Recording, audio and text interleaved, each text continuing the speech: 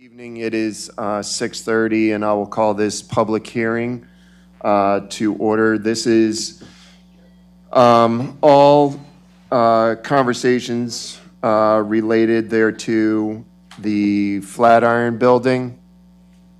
And from the sign-in sheet, it looks like we have 5 speakers that would like to speak tonight. At this point, if you do need extra time, if you could just let me know. I do want to keep it around 2 to 3 minutes, and I can be very loose with that just because there's not 50 people here. So we will begin with Jim Molesworth, and just keep in mind. Just come up to the microphone, state your name, state your address, and the council is not here to answer any questions, but just to listen to your comments and concerns related thereto the Flatiron Building. Hi, my name's Jim Molesworth, 201 Flower Court, Mount.Airy, of course. I have a handout. Is that okay? Yes, sir.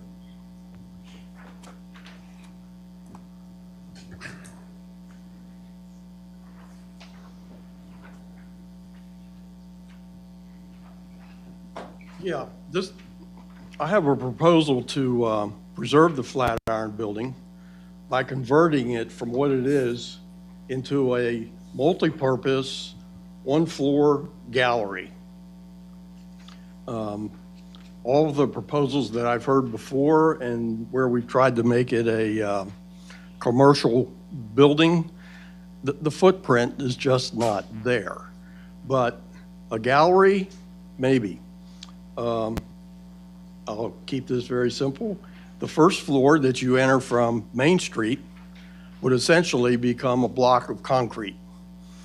Of course, there would be, you might have to put beams or rebar or something in there, but essentially it would be a block of concrete that would support the upper structure. This would eliminate the mold and mildew issues that we hear about and the remediation of them. And it would eliminate the need for any ADA compliance because nobody would be able to enter it. It would simply be the foundation for the rest of the building. The upper part of the building, the interior, we would gut it completely and turn it into a gallery. And the walls would then, I assume, need to be restudded for insulation and wiring and whatever. And the overhead space would accommodate beams if you need them to support the walls and any duct work. But it would basically be open. The entrance from Park Avenue is the only thing that would change on the exterior appearance of the building, so we wouldn't change the appearance of the building. You'd probably have to enhance that for ADA compliance with a ramp or whatever, but there's room there to do that. And the door would have to be widened so you could get displays in and to make it a little more attractive place to enter.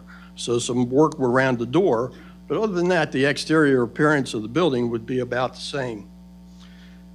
And then the resulting high ceiling that you would end up with and one floor that you enter could be used for art exhibits, historical society displays, small meetings, or some combination of all of the above.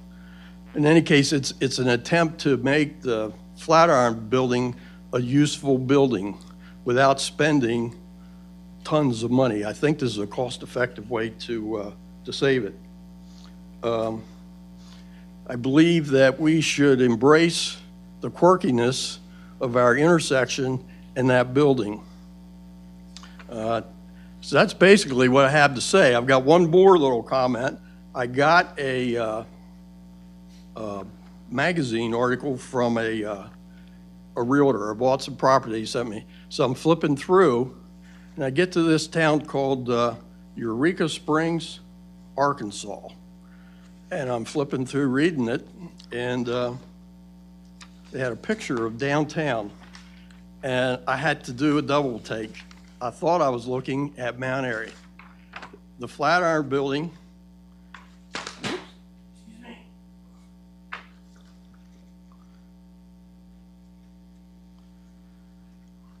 and I'll leave this with whoever. Pass it around, and whoever needs to keep it can have it. I'll donate that to the cause. But when you look at that one picture, it's like looking at downtown Mount.Airy. In fact, some of you might remember there was a proposal a few years ago to put a street behind the buildings on the west side. Okay, they got a street behind the buildings on the west side. So anyway, the article's very good. A lot of it's what we're trying to accomplish.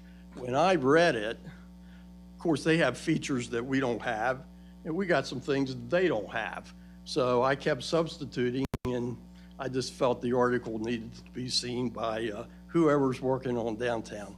So that's all I have to say. Thank you, Jim. I appreciate those comments. Thank you. Have a great evening. Next up is Dick Swanson.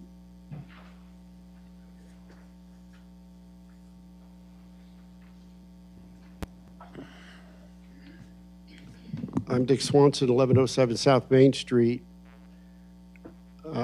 The Flatiron Building is a unique architectural style. It's a historical building, but we have to face the realities of life.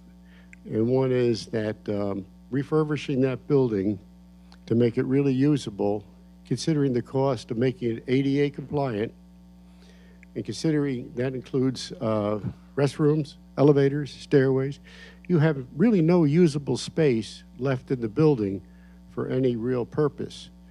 So I've come to the inescapable conclusion, as many others have, that I think the building has to come down.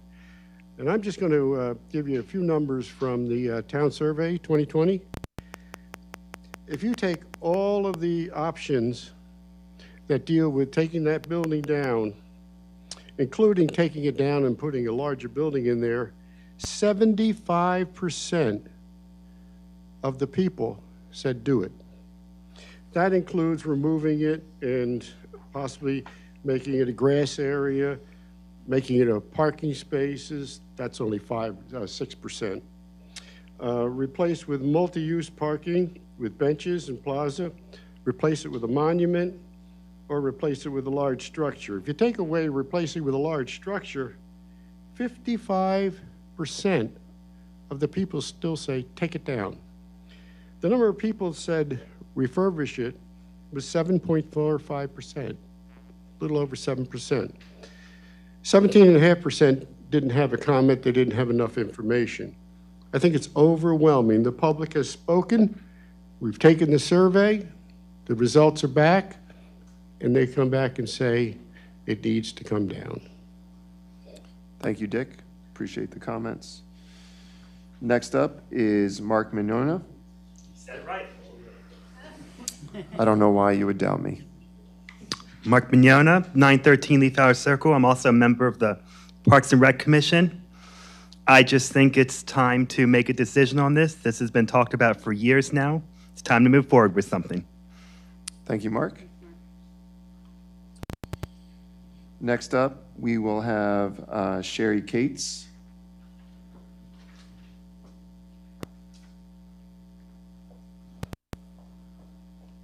Hi, I'm Sherry Cates at 14 Park Avenue, the State Farm building. So I come tonight because my concern is perhaps completely shutting down Park Avenue to all of the businesses up that way. I don't know if the building has been decided upon one way or the other, whether it's staying or going.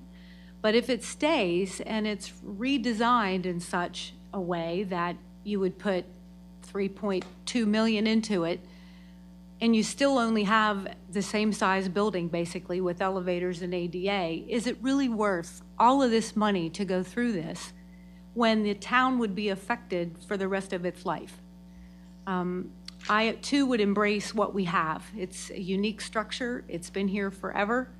It's been here as long as I've been here, which is 38 years. But more than that, you affect the lifeline to the businesses that are depending upon Park Avenue that's already been shut down in one way. And it's noticeable. I can tell you from a business standpoint, it's noticeable. Not only that, but we now have serious parking issues. People are saving parking spaces with their trash cans. The trucks that deliver to the restaurants and to the auto body shop back down the one-way street to get in there. You all, you don't see this, but we're there all day long, and it happens, let alone the lifeline to the fire department to luring in and other specialty places up that way. So my question is, has it been decided upon to keep the Flatiron Building or not? Does anybody know the answer to that? Tonight is just for public comment, just from you, so we're just going to hear those comments. Okay. So with respect to parking, if the Flatiron Building stays, do you have an assessment yet or know how parking is affected? Does anybody?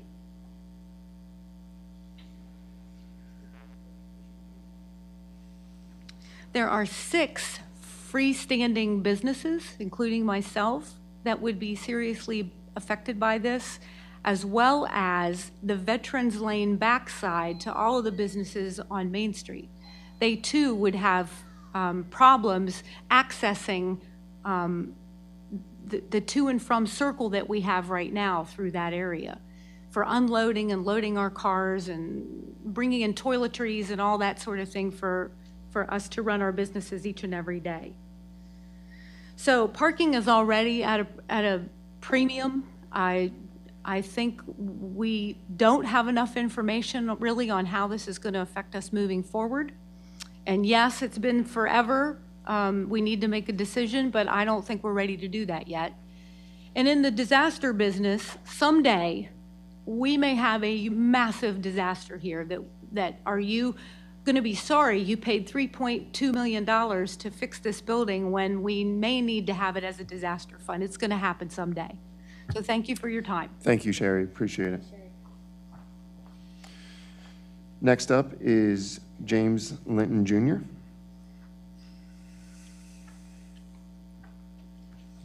Good evening. Evening. I live at 203 Flower Court in Mount.Airy, and I'm an old guy and been here all my life. I'm used to seeing that building. I'd like to continue to see that building. I know there's been massive money spent on studying it and what have you. I don't have the answer. I know that most of the complaints have been, well, we can make parking spaces out of it. It's tough to get through there. I don't recall many accidents or anything in front of the Old Town Restaurant that has its issues. We've been driving through it all along. I don't know why new people can't drive through there. But in going with what Mr. Molesworth had proposed, I think that's great. At least he has an idea that something could be made of something. But tearing it down, and as Ms. Cates said, the original closing Park Avenue all the way and putting a building across there, that's as, I don't know, ludicrous as anything I've ever heard of. So I don't think that's a very good idea. But I think we need to retain the look of the building and work around it. As she witnesses, I don't know, but the traffic counts must be different going past her business. And I know it's a pain. It's a nuisance. Even Veterans Lane one way, you can't make a left turn and get back to go the other direction. So I just think we need to look at it, work at it. Don't need to spend money on studies for it, and we don't need to tear it down just to pick up 3 parking spaces. That's not going to help. So thank you. Thank you, James. Appreciate it. All right. Just for the sake of time, council members, I saw a couple other people walk in and the sign-up sheet was there. Does anyone have any objection to allowing just maybe 1 or 2 other people? Okay. Regardless, the sign-up sheet is up by me, but for those few residents or public that came in that want to speak, we'll hear you now.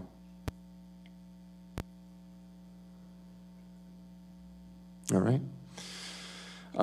So at this point, I will close the public hearing. at, looks like 6:46, and we will begin our regular council meeting at 7:30. Thank you.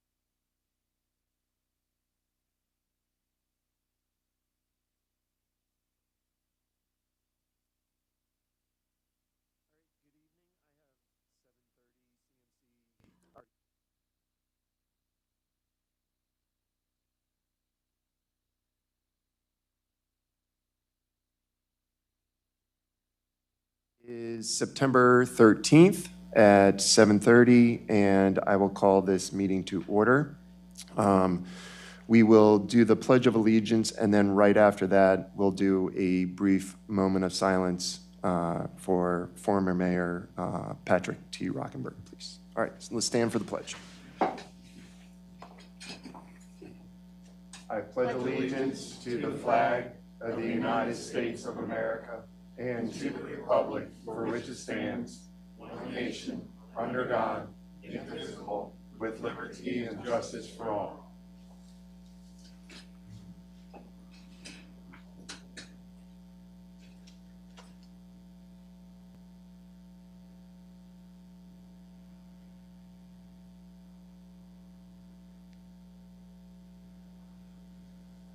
Thank you.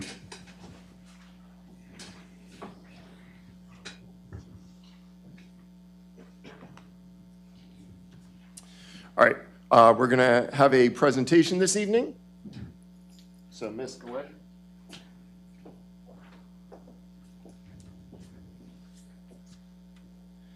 And for our presentation, Drew Heck, would you please join us? Thank you. Yeah, well, you said you had your speech, so do your speech. So, Drew Heck has volunteered for the town of Mount.Airy since 1995. He started as a coach at the Mount.Airy Youth Athletic Association, served as a coach from 1995 to 2013, so about 18 years. And then as an executive board member, he started as a treasurer and served as an executive board member from 1995 to 2012. Then in 1999, if I have that correct, he got on the Parks and Rec Commission for the town of Mount.Airy and just retired from that after 22 years. So former Mayor Rockenberg and I had discussed that he wanted to present this certificate to Drew. So I will let Acting Mayor Poirier do that. I just wanted to give the background and tell him thank you so much for his time volunteering for the children and for the town of Mount.Airy. And I understand he has a grandchild coming. I'm not sure if that's going to get him back into coaching, but you never know. All right. Drew, would you join me up here, please? So on behalf of the town residents and the town council and myself, in recognition of your devoted, hardworking and selfless service as a Board of Recreation and Parks member, the time and effort you have given to the town is greatly appreciated. It is volunteers like you that make Mount.Airy what it is today. Thank you, sir, for all of your service. We appreciate it. Thank you very much.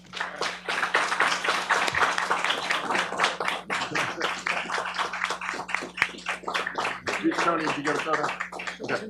Perfect. Thank you. He already got it. No problem. Appreciate it.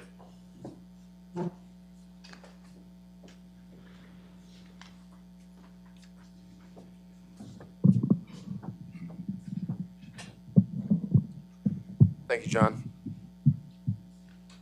All right. Next, we'll move into our council meeting minutes and closed minutes for August 21, town council meeting minutes. Is there a motion to approve? Councilman Munder. I'll make the motion. Thank you very much. And is there a second? A second with Go ahead, Steve. a couple comments. Go ahead. Very minor, but if we're going to do this, let's do it. Item number 2, presentations, need a period at the end of the sentence. Item number 7, period at the end of the sentence. That's all I saw. All right. With those following amendments, all in favor say aye. Aye. Aye. All right, minutes passed for August. One less piece of paper. Next up is the Mount.Airy Police Department monthly report, and we have Lieutenant Snyder here to give that report for Chief Reitz. Lieutenant? Good evening, everyone. To begin with, for the month of August, meetings and trainings attended. On August 10th through 11th, Corporal Ginevra attended the Assault Rifle Armory School at the Maryland Police Training Commission in Sykesville. He's now certified as the agency armor at the service of patrol rifles. In essence, later on, if the rifles break down, he can fix them, then we don't have to send them out and have that additional cost. I won't read the September one, that's for September. Somehow that was added in there. In reference for community outreach, MAPD has been recognized as a model agency by the state in its commitment to community policing, and that was recognized through the Barron Police Training Commission. And we continue to find innovative ways to engage our citizens. By doing so, the chief has implemented that our 2 corporals attend the Economic Development Commission and the Streets and Roads as liaisons to attend the meetings, present reports and information to the commissions, and be available to hear concerns and address any questions from our community partners. And this will also help us identify any potential problems and allow us to address them pretty quickly. In addition, I don't know if everybody here is familiar with 99.9, which is WFRE. They tend to offer an Officer of the Week program. They actually asked us to participate in that. They recognize or showcase local law enforcement officers from around the area. On June 29th, PFC Bridges attended and spoke. I don't know if anybody saw or listened to that. That was pretty interesting to hear, and it gives you the perspective to see things from our view. And then if you listen to the questions that were asked, you know, some were trivial, some were funny, some were factual. And on August 3rd, PFC Klezek was interviewed as well. And they can be seen on the website at WFRE.com under their Officer of the Week feature, if anybody is interested in seeing that. One of our initiatives during this month was for Main Street traffic enforcement. As you can see, if anybody walks along the sidewalks, it seems like cars appear to be going pretty fast. Sometimes that's an optical illusion, sometimes it's factual. It's set for 25 miles per hour, so sometimes when you see them going 33, 34 miles per hour, it seems pretty fast. And it can be being, you know, due to the narrowness of the road. So the traffic stops on Main Street, there were 36. That accounts for 35.5 of the total stops for August. If you have this document, there, it's kind of a clerical error. You see 35/2, but I believe that's for the 0.5%. Citations issued were 7. Warnings issued were 26, and total equipment repair orders were 3.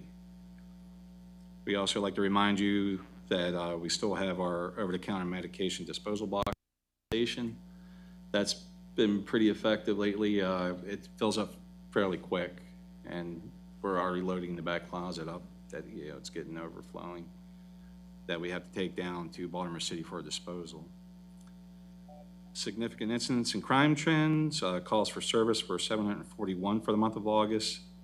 There was a 19% decrease in calls for service in comparison with July of 2021, and a 7% decrease in calls for service in comparison with August of 2020.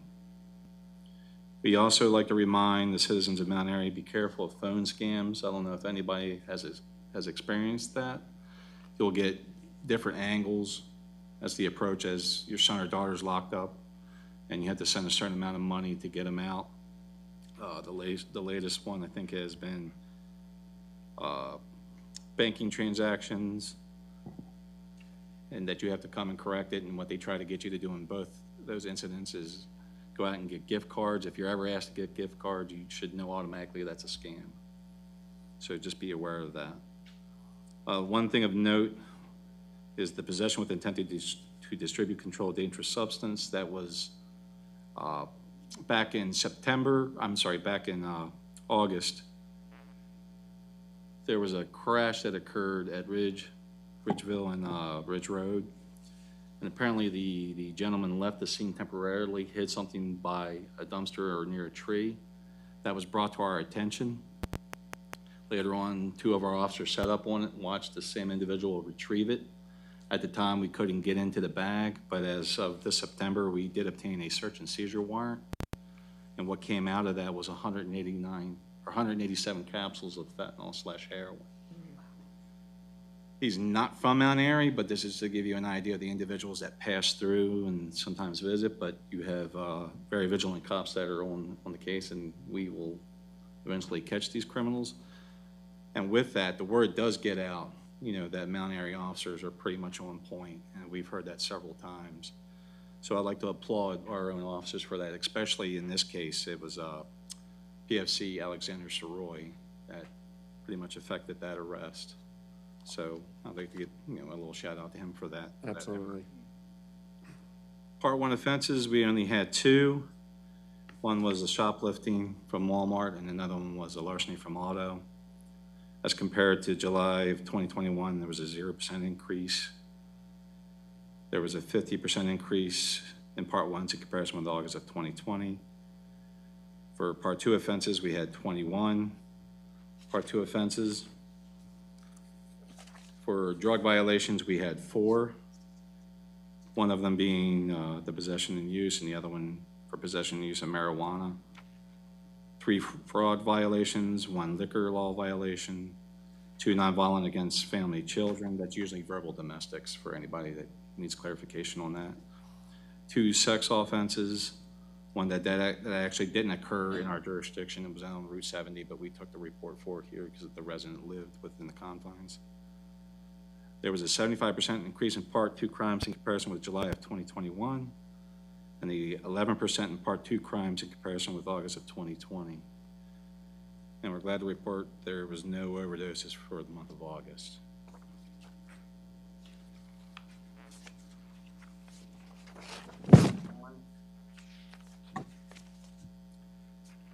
For traffic citations for August, we wrote 46 citations, gave out 84 traffic warnings, 24 safety equipment repair orders.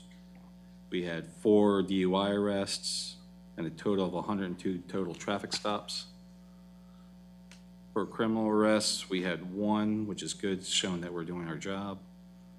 Part 1 crimes, again, only 2, and again, for Part 2 crimes, only 21. And that's all I have for tonight. Just a couple comments. First is, I don't know whose idea it was to send the corporals to those 2 commissions, but give our best if it was Chief Reeds or if he got a couple. So All please, his idea. I can't please thank him. And I think that will be a great outreach to those important commissions in moving forward as far as safety goes as well. I also appreciate the Main Street. Couple council members were looking at just Main Street safety and those types of things. And so whether there was a focus or just now reporting, I appreciate that as well. And as always, I only ever hear positive things about the MAPD. And you guys do a great job day in and day out. So just know on behalf of the council, we really appreciate what all of the officers are doing out there on the beat. So we really appreciate it. Thank you very much. Thank you very much. Any other council members? I do. First, again, thank you very much, Deputy Chief. And as you've all talked about this, one of the things I've taken on for myself on the council is trying to be an advocate, being a champion for Main Street safety. It's something that I'm working on for the constituents. And so I want to thank you for your attention to it. I want to thank the chief. The chief's been working with me, and he has begun to report these traffic safety statistics on Main Street, the ticketing and citations. So this is the 2nd month that you've done this, and I think it's really good, just so we can track and trend performance and what's happening out there.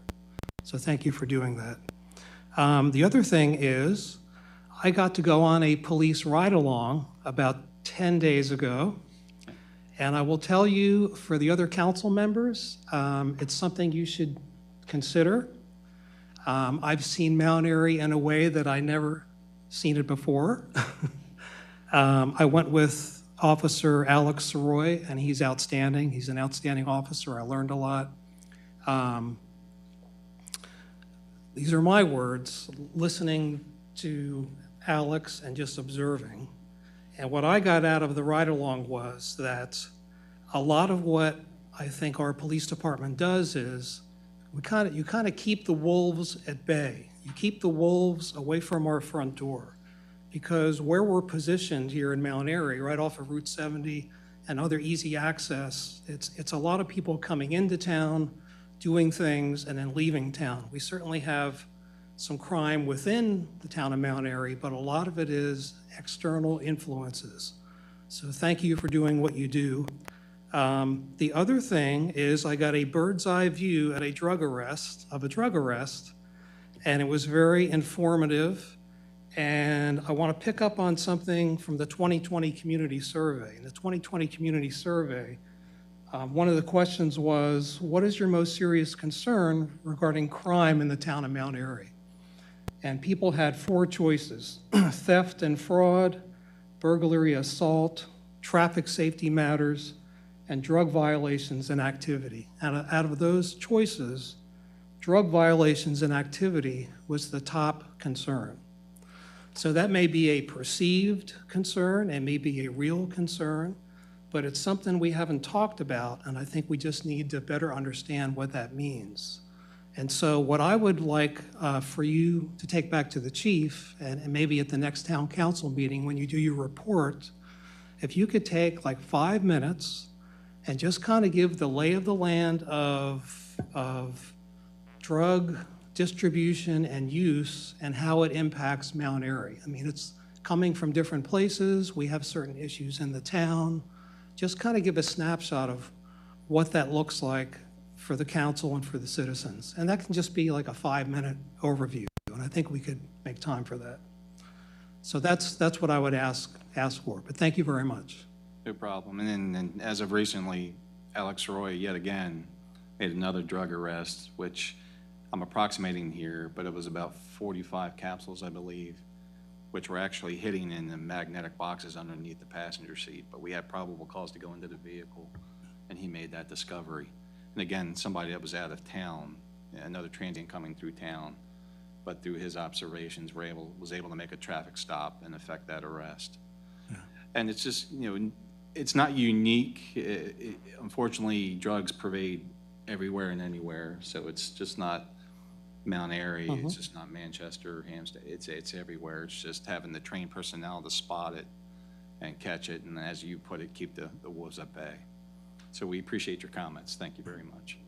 Any other council members with a comment? One more Go comment. ahead. Yep. I'd just like to say I do have the utmost respect for you, the chief, and the fellow officers of Mount Airy Police Department.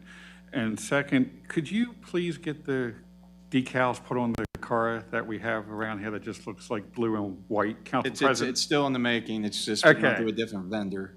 Okay. It eventually will be put on.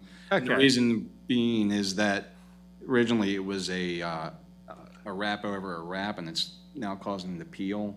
So we experimented with this one by painting the door, okay. And then hopefully by putting a wrap on that, it won't decay as quickly okay. as the other ones did. All right. We just thought it was like we thought it was the trainee car or something, since it didn't have the police decals on it. Well, we put a taxi cab service on it. Oh, okay. The Uber for the town. Absolutely. Okay. Thank you. You're welcome. I have one question. Yeah. Do you have? No, I'm good. Thank you. And you might not know the answer to this, but because we are working with Streets and Roads with nonstop with the chief the last few years, and now it'll be Officer Brooks, I noticed on the Main Street traffic enforcement, 7 citations were issued out of those 36, I think you said. Do you have any idea if those were speeding, or could it have been something else? No right now, I seatbelt? don't know, but okay, I can that's get fine. that I'll get the answer, because I'm curious to know, because we have been watching the traffic on Main Street and the safety issue of Main Street. So that's just another. Yeah, we can give you a further breakdown of that. Yeah, I can know get that. we did 2 separate surveys at different times. Yeah. And found that a majority of the people on average aren't as speeding as greatly as people think, right. But yet they're still speeding. Right. I was just curious out of those 7, but I'll find out for Streets and Roads. Okay. And I don't think people realize, because it's 30 down towards like Anita's Liquors and Carter Q, it's 30 down there. And then I don't think they realize when they get into town, even though the signs are there, it goes down to 25.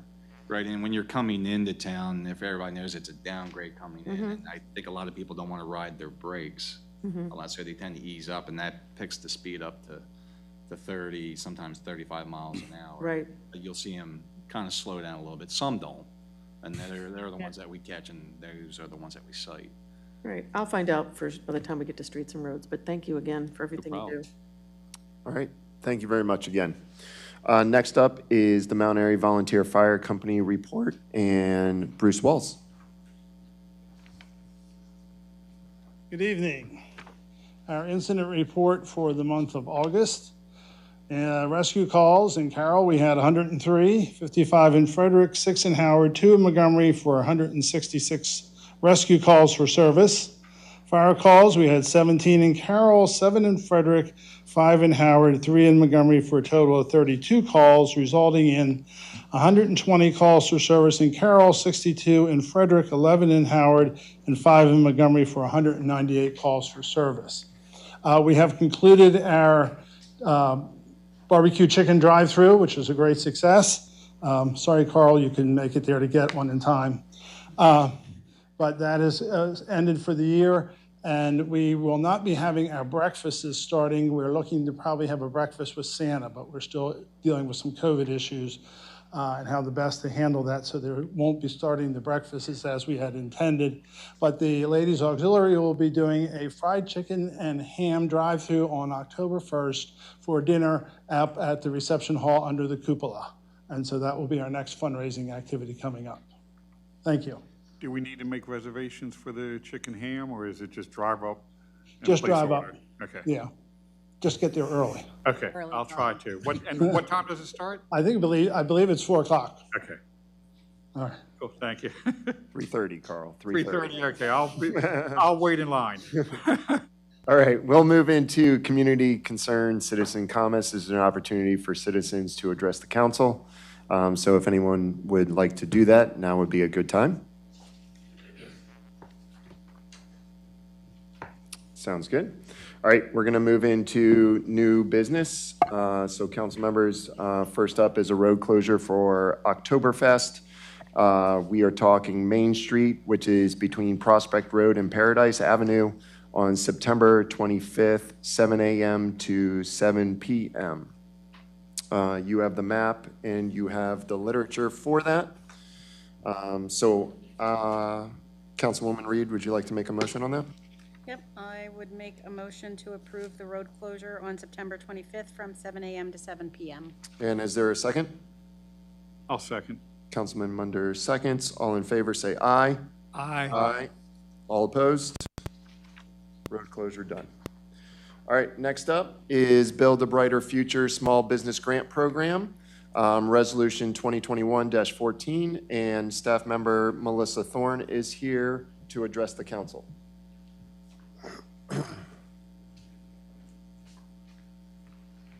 Good evening, everybody. Good evening. So I have a very long report. I will try to clearly go through it here. The Economic Development Commission has worked with myself to develop a grant program which will incentivize capital improvements and business operations for existing or new businesses. And it's titled Building a Brighter Future Small Business Grant Program. The EDC at their July meeting recommended unanimously to present the grant program to the council, and here we are. $25,000 is currently budgeted in fiscal year 2022 under economic development expenses for business incentives. So following up on a year where the town has successfully administered 3 grant programs, we've done the Small Business Operating Grant Program, which was all town funds for $19,000 to 19 businesses. In June 2020, the Historic District Micro Grant Program, which was 50% funded by the town, 50% state, to fund funds to 11 businesses in October of 2020. There's an incorrect date in my report. And the Facade Improvement Program, which we've been doing for several, I'll look back at it, it's been decades now, but for me, about 5 years. And recently, we were awarded $50,000 additionally that just started in July. So with the development of this new grant program came about as a tool for economic development to incentivize businesses to invest in the property in town or to expand their business or extend their hours of their operation. So we want to invest in their business and we want them to invest in our community. So this is most similar to the Facade Improvement Program, which we run with the state. So that it will require a 50% match from the business for eligible expenses. And we are allowing grants up to $10,000, and this is a reimbursement grant. The expenditures have to be pre-approved. The town will collect an application from interested businesses and it will contain general information, including their hours of operation, description of their products or services. And depending on whether the request is capital or operating, we require different things. It's all detailed in the grant description and program guidelines, which you'll find it's actually behind the resolution in your packet. The plan here is to advertise the grant program 2 weeks in advance prior to opening on October 1st, and then continuing to advertise the program until the funding has run out. Applications will be collected for an entire month and then checked for completeness. So our staff would be working with the applicants to make sure that it is a complete form. They'll have time to do that as they need. And then on the final business day of the month, we will review them. So the idea behind that is that we'll have a little bit more competition among people. They'll get a chance to apply instead of just first come, first serve. A criterion has been created to make this review process fair. And as listed in the guidelines, grant approval is going to be closely tied to the Mount.Airy Master Plan and the Downtown Vision Plan, in which the criterion reflects that. And depending on the requests that we get and the applications received, the scoring system may not be necessary. So I can go into more detail with that in a little bit. So if we do have competition for the $25,000, we will use it and distribute the funds accordingly. Once the award has been given out, we are asking them to fill out a project impact form 6 months, every 6 months for 18 months, so that'll be 3 times. And then we'll be working with the EDC to share feedback with the program, how it's going, share with them successes, any issues that we're coming into. And we're going to measure the program success for different things, such as commercial space, improvement of commercial spaces, how many, what did that consist of? Detailing any businesses who are offering additional products or services, and other quantitative markers like increase in employees, income, operating hours, customer base, new businesses, retained businesses, and then the amount of private dollars that were invested. And I just want to remind everybody, there was a discussion held in May when the budget was adopted that when 80% of the funds are expended, I should come back and ask for an additional $25,000. So I plan to do so. Hopefully this is the case. I have already had a few folks call me and ask for more information about the program, just from hearing about it at the economic development level, listening in the messenger, probably other places too. So with that, I'm going to read this recommendation. I recommend the following. Approval of Resolution 2021-14 and all related attachments with the addition of the following to the grant guidelines and application. A, add on page 3, number 4, copy of business license for operating expenditures. B, change on page 4, Economic Development Department to Community Development Department. C, add on page 4, upon project completion to the end of the last sentence. And D, add on page 5, will the project result in additional jobs? And also recommending that we open this program on October 1st. And all of those extra additions are already edited into the packet that you've received. And they're just very minor. So, any questions? Yes. So first of all, this was a great packet of information, very informative, very detailed. So it already eluded a lot of the questions that Okay, good. I was going to come up with. Just from the 3 grants that we've had in the town prior, with the small business operating grant, the historic district, and the facade. How I know people received the money, but how beneficial was it that these grant recipients, how did they benefit, and how beneficial was it to them or their business? Okay, well, the first 2 micro grant programs, historically, this was the COVID pandemic. Mm-hmm. So a few of those were going to lose their lease space had they not received that grant money and continued grant money through the state and federal opportunities. We had, and the eligible award for those, they had to have, I know for the historic district, it was 30% income loss or greater. Okay. And then for the operating grant program, I feel like we said 50%. I think it was 50%. That sounds very familiar. Approved 50%. Right. So for those, you know, it seems very different to me because they were under an income loss here, where for us, we're not looking at all on their financial statements for this new program. So those were both operating, but for the facade improvement program, we have been able to improve visually quite a few downtown here. So just going to point out SK Gifts was a dentist's office, and it had very tiny windows and you couldn't see in them. So now we have a beautiful retail space.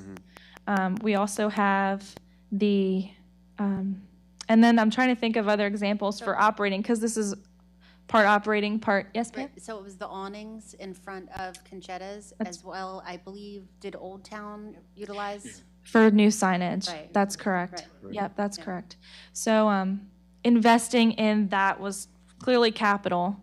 But for the other grants, we weren't as specific, asking them for, did you use it to open up your online presence? I don't have the data on that, which is why for this program, I'm hoping to collect that and improve strategically only for these certain things for operating. The reason for the question is I know that the money is helpful to anybody that gets the money, but to know that they were going to be in the building for another month to then maybe make things work in their favor, not have to close up shop, and can continue being wherever they were in a brick and mortar building, right, really is something that, you know, you should be proud of, especially in the EDC, to try and keep these businesses going. I also like that this is a reimbursement grant. It's not something that we're just handing out. We are keeping track of that, and it sounds like you and the staff have a really great plan for that. So we're certainly learning from having these two. Like, what did we not collect? I mean, you can what definitely have we? see the development and the progression between all of the grants, and that's something to be spoken for. So thank you very much. And then I'll open it up. Sure. Thank you very much. A couple questions, and I have some questions further into when we get into the package of the criteria. Okay. But so my main point and question, I guess, is for grant programs and anything we do here for town government, we should be monitoring overall effectiveness. Are we being effective in what we do? So effective is performance and outcomes. And so my question is, for this grant program and for all the other grant programs of any type that the town has, is the town keeping a record of, okay, here's all the money we've given out, under what grant program, here are the businesses we've given it to, here are the benefits that that business received, and then are we tracking, are we giving money to the same businesses over and over again? In other words, is a business, you know, did they get money from 3 other grant programs, and we're going to give them money from this grant program as well? And I'm not saying that's necessarily a bad thing, but we should at least understand where the money's going, if somebody's gotten it before, and what the need is. So are we doing that holistic tracking of performance for all of the grant programs? We are not doing the holistic program, but I want to make that my mission moving forward. We have a complete tracking of who we've given it to. Right. That part we do have. And so we know who's had double the grant funds from us and who hasn't. And we haven't been looking at that as an issue in the past. Okay. Because it's been based on the need and if they're eligible. Okay. So I fully support that idea going forward. Okay. Yeah. And then real quickly, so this is a reimbursable grant program. Is that the way all the other ones have been, or have they been a little different? Is this The something facade new? improvement program has been only reimbursement based. The other two were not at all. Okay. They were just a grant. If you were awarded, we'll write you a check. Here you go. Okay. That's how those were operated. And a lot of that was based off of momentum from other counties during when the COVID pandemic started. who was doing what when, what can we do to help aid businesses quickly, and the result was, here you go.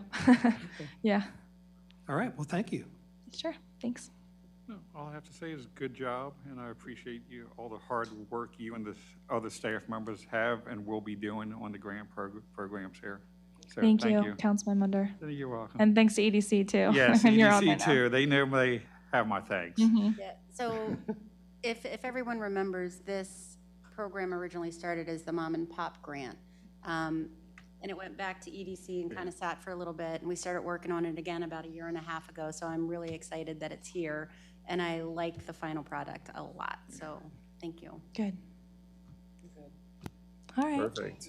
All Thanks, right, guys. thank you. So we'll do our vote for a One resolution. more thing, just for the businesses out there, please take advantage of the grant, because if it's not, that's why it was divided up into 2 allotments to see how it goes. So if you need the money or want the money, please apply for it and see how it can work out for us in the long run. Thank you.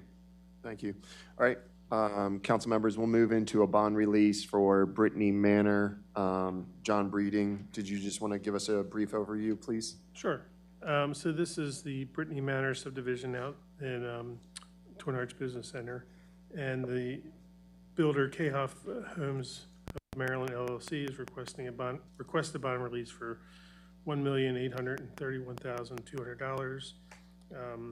We reviewed the request, and we're recommending that we release $980,100, a portion of the road paving, curb gutter, sidewalks, drainage, storm drainage, sediment control, and water and sewer. And there's still a remaining bond of $1,997,407.50. Okay, so they're coming to us with 1.8, and you are coming back to us with a much smaller recommendation of $980,100? That's correct. Okay. And for the shortage, have you communicated to them that this is almost $1 million short of what they are asking? Are they aware of what would bring this so low?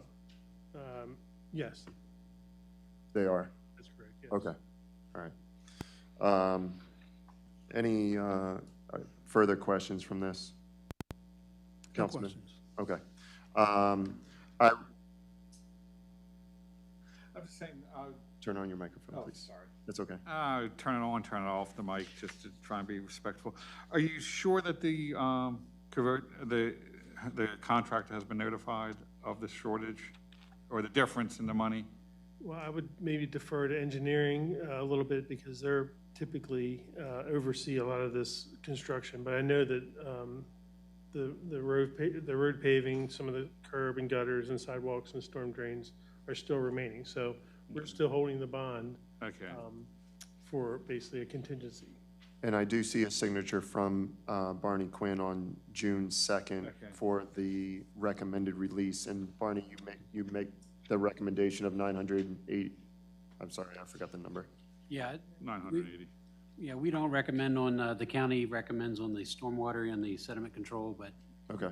the other items that we did recommend, yes. We Okay. did lower the amounts. And the same question that I posed to John, and then follow up from Carl, the builder, the contractor is aware of the shortage? Honestly, I don't know who's aware. I just give those numbers back to John. Deborah. But it's standard, like paving. We don't accept all the paving, just for example, until we do a top surface, and things like that. So I guess the only reason why I'm asking the question, if we were talking about a couple $100,000 in the grand scheme of things, when we're talking about $2 million, a couple $100,000 is like $5. Right. But when the project is 1.8 and we're going down to 980,000, to me, at least the courteous thing to do would be, hey, in looking at your project, we're just going to let you know we're going to decline almost half of what you have recommended to be released because of these things.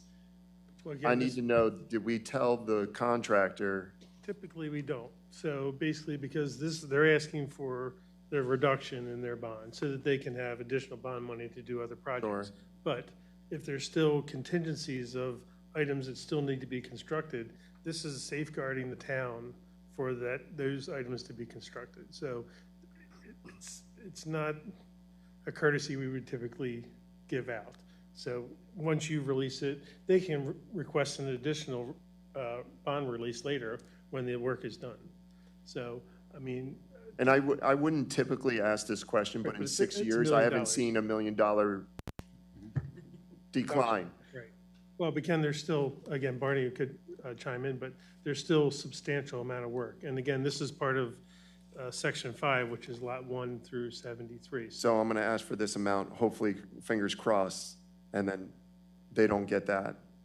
Well, no, which is what they're asking for, almost all of it, and then we're saying, no, come on, you got to do the work. Correct. Okay.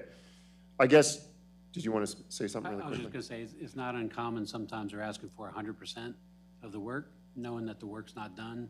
They just want to see how much you'll give them. Okay.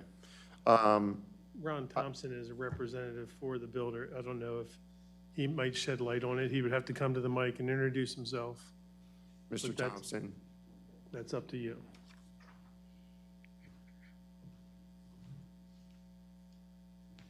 Ron Thompson, Vanmar. Since I was the author of the letter, I thought I should explain that it's important to note that storm drainage, when we submitted this, we don't take a stab in the dark. Storm drainage was 100% complete. The water system, 100% complete. And the sanitary sewer was 100% complete. As of what date? When I submitted this, I waited until, when did I submit this? May 18th? So all of that work had been done prior to this. The contractor provided me with the cost of work completed for the road paving, which is the base binder and gravel, curb and gutter, the remaining work being sidewalk and top course. We had been expecting that 100% of the work completed would have been released because the town holds in retainage of 10%, $270,000 to protect themselves in case there's an issue. Furthermore, we did not ask for anything on stormwater management, $627,000, simply because we weren't ready to have that submitted. Okay. Thank you for your time. So based on what I'm seeing as far as numbers go, like I said, in 6 years, I've never seen such a reduction. I'm going to make an approval to release $980,100 with the recommendation that either John Breeding or Barney Quinn meet with the constructor or Mr. Thompson, and then based on that approval, see the rest of the recommendation next month. Is that fair? Okay. Mr. Thompson, can we work with that? Thank you. All right, so I'll make a recommendation that the town at this time releases $980,100 with the recommendation that John Breeding or Barney Quinn meets with the developer at Brittany Manor to release the remaining amount. I will make a motion. Is there a second? I'll second. All right, Councilman Munder seconds. All in favor say aye. Aye. Any all opposed? All right, thank you. All right, next up is PWA Lot 15, Twin Arc Business Park. Tom McCarron, brief presentation, please. Sure. So the next three items are all for the same development, Twin Arch Business Park. This one is for Lot 15. The Public Works Agreement is before you under the code. It's to be approved by the Town Council and ultimately signed then by the mayor and the developer. On this particular one, unlike the two that follow, there is one issue that I think Mr. Thompson would want to address you on. It has to do with the Water Expansion Fund. The town code, section 109, dash 19.6 authorizes the town to charge a water expansion fund by the terms of the ordinance itself at a rate of $1,250 per acre of land, quote unquote. That's what it says, or any fraction thereof for the project. Here, Mr. Thompson, I think would and will point out that the total acreage on this particular parcel, what I'll call future Lot 15, it's currently not yet designated Lot 15, but it's designated currently as a remainder, is 19.1455 acres total. However, of that, 10.8161 acres is set aside for forest conservation and stormwater management. That is to say, that is not developable, leaving a difference of 8.3145 acres. If you were to calculate the water expansion fund based only on the gross acreage, it would be $23,931.88. However, if you were to calculate it based only on the developable acres, a little more than 8 acres, $10,393.13. I think Mr. Thompson would want to address you on the merits of the latter. Thank you, Tom. So, council members, we have a total of 19.1. They can only develop on 8.3, and we need to make a decision about how much we are going to allow the public works agreement be for. Mr. Thompson, do you want to approach the microphone, please?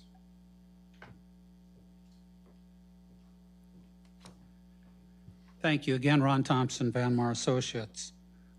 Normally, I don't stand up for PWA agreements. They're pretty standard and float on through.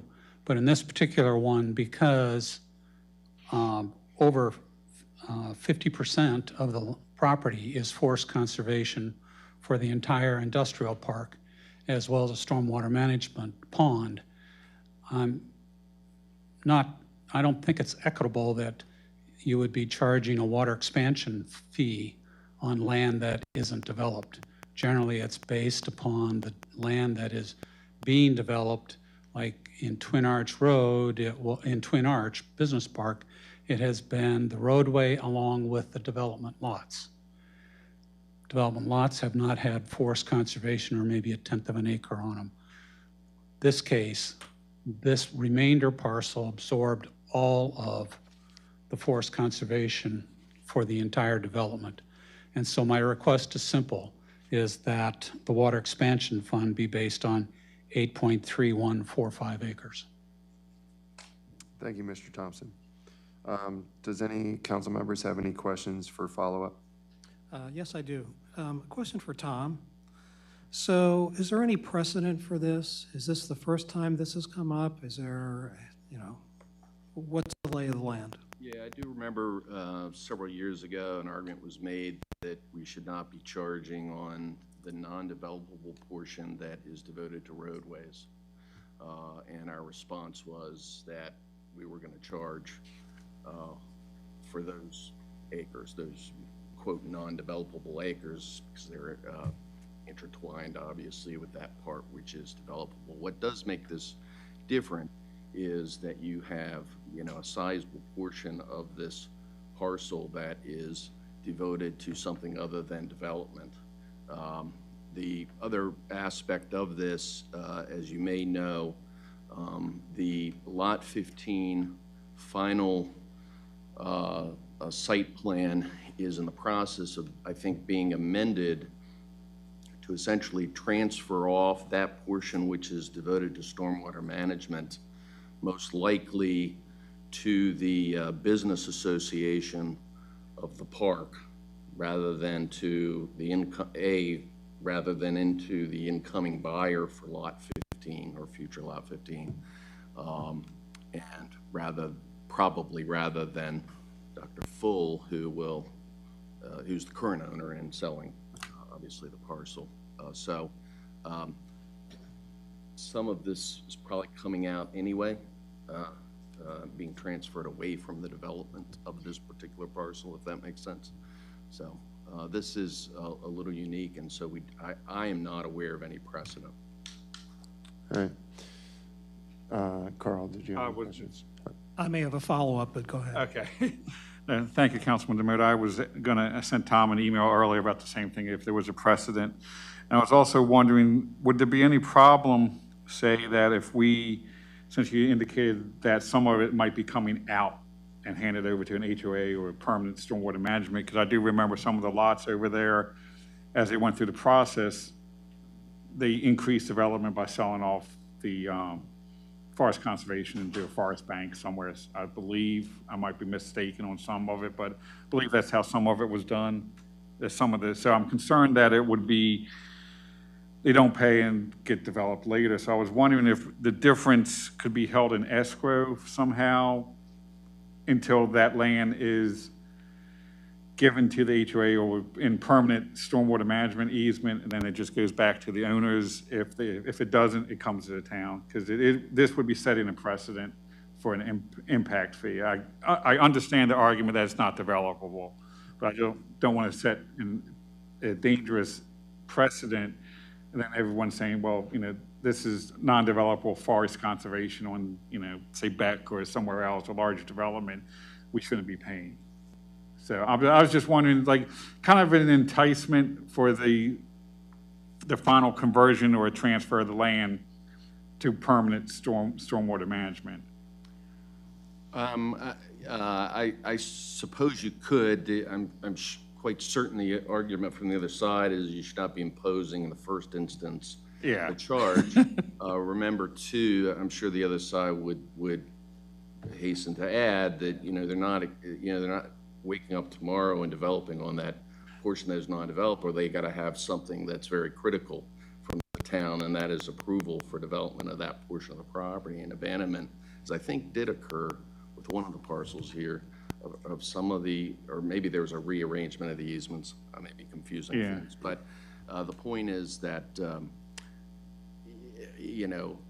I think they'd probably prefer that you instead say, look, we're not collecting it now, but should you ever, at some point in the future gain the right to develop it, we will reserve the right to collect it later on that new portion. Would be my guess. That probably would be what they'd say. That sort of follows up with my question, I guess, is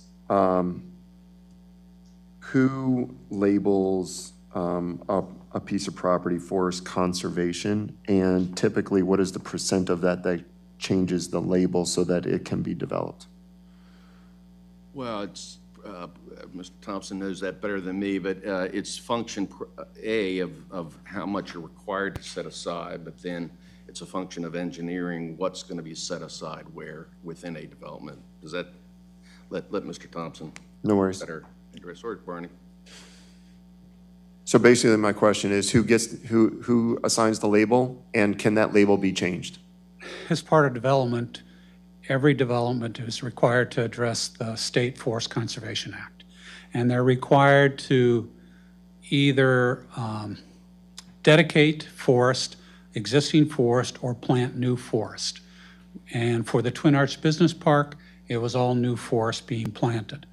There were a couple instances where we expired forest conservation easements on some of the smaller lots, but in doing so, we expanded the forest conservation easement on this future lot 15.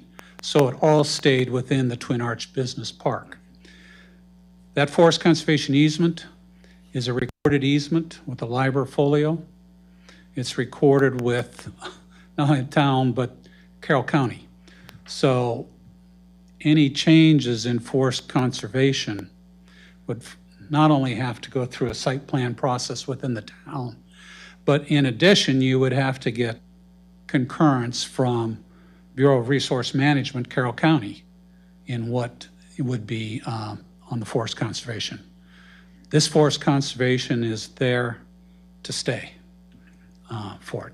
It's in an area that's not what I would call developable land, which is why the forest in the stormwater management facility is located there. It's in the lower part, more of a wetter area. Thank you, sir.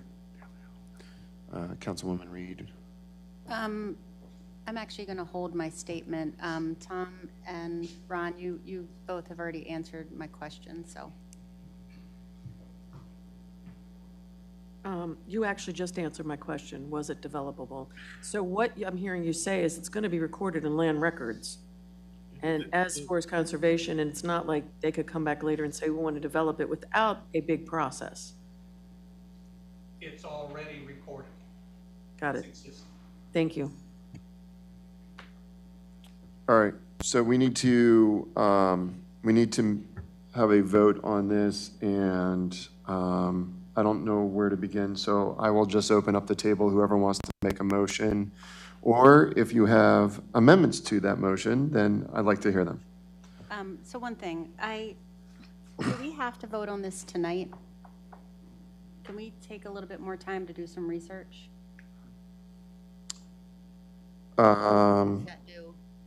What would that, I guess, question is like, what other research would you need to? Quite frankly, I'm torn. I understand. Because I get what Steve and Carter are saying about setting a precedent, but Right. I'm almost wondering if we shouldn't relook at the code. And that's why Need to make a change?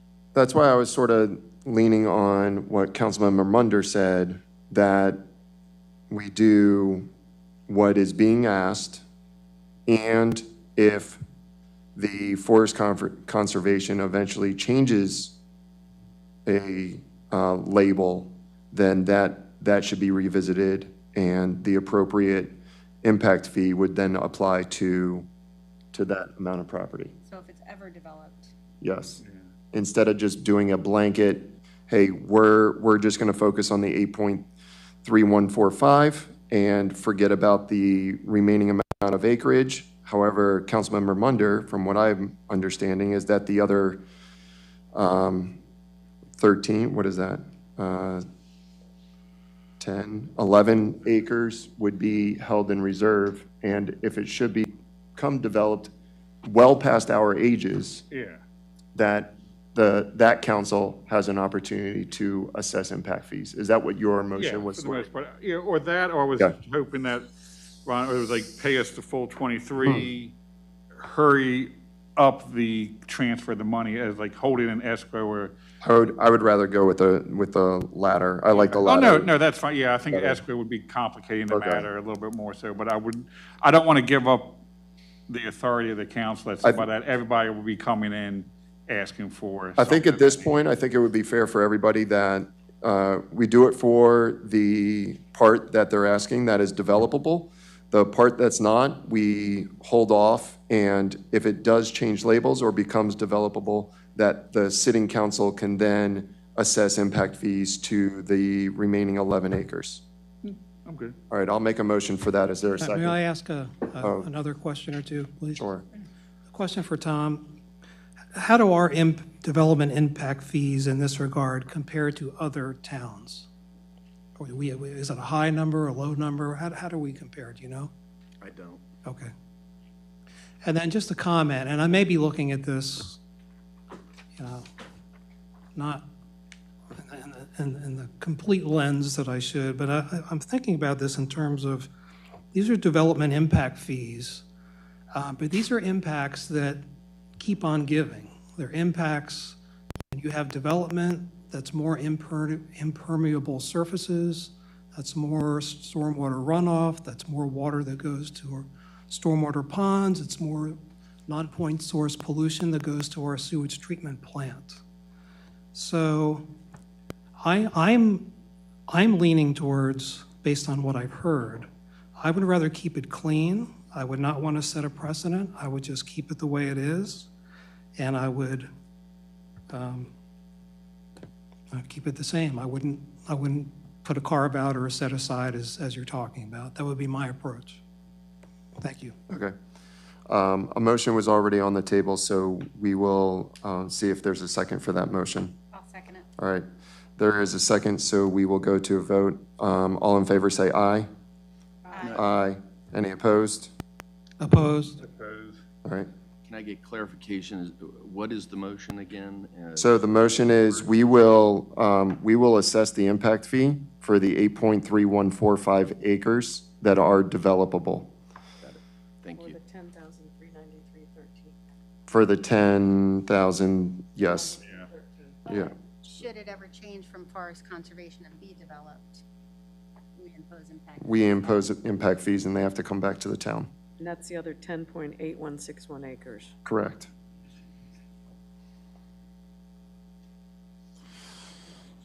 So you guys are only being assessed on the 8.1 until whatever else changes.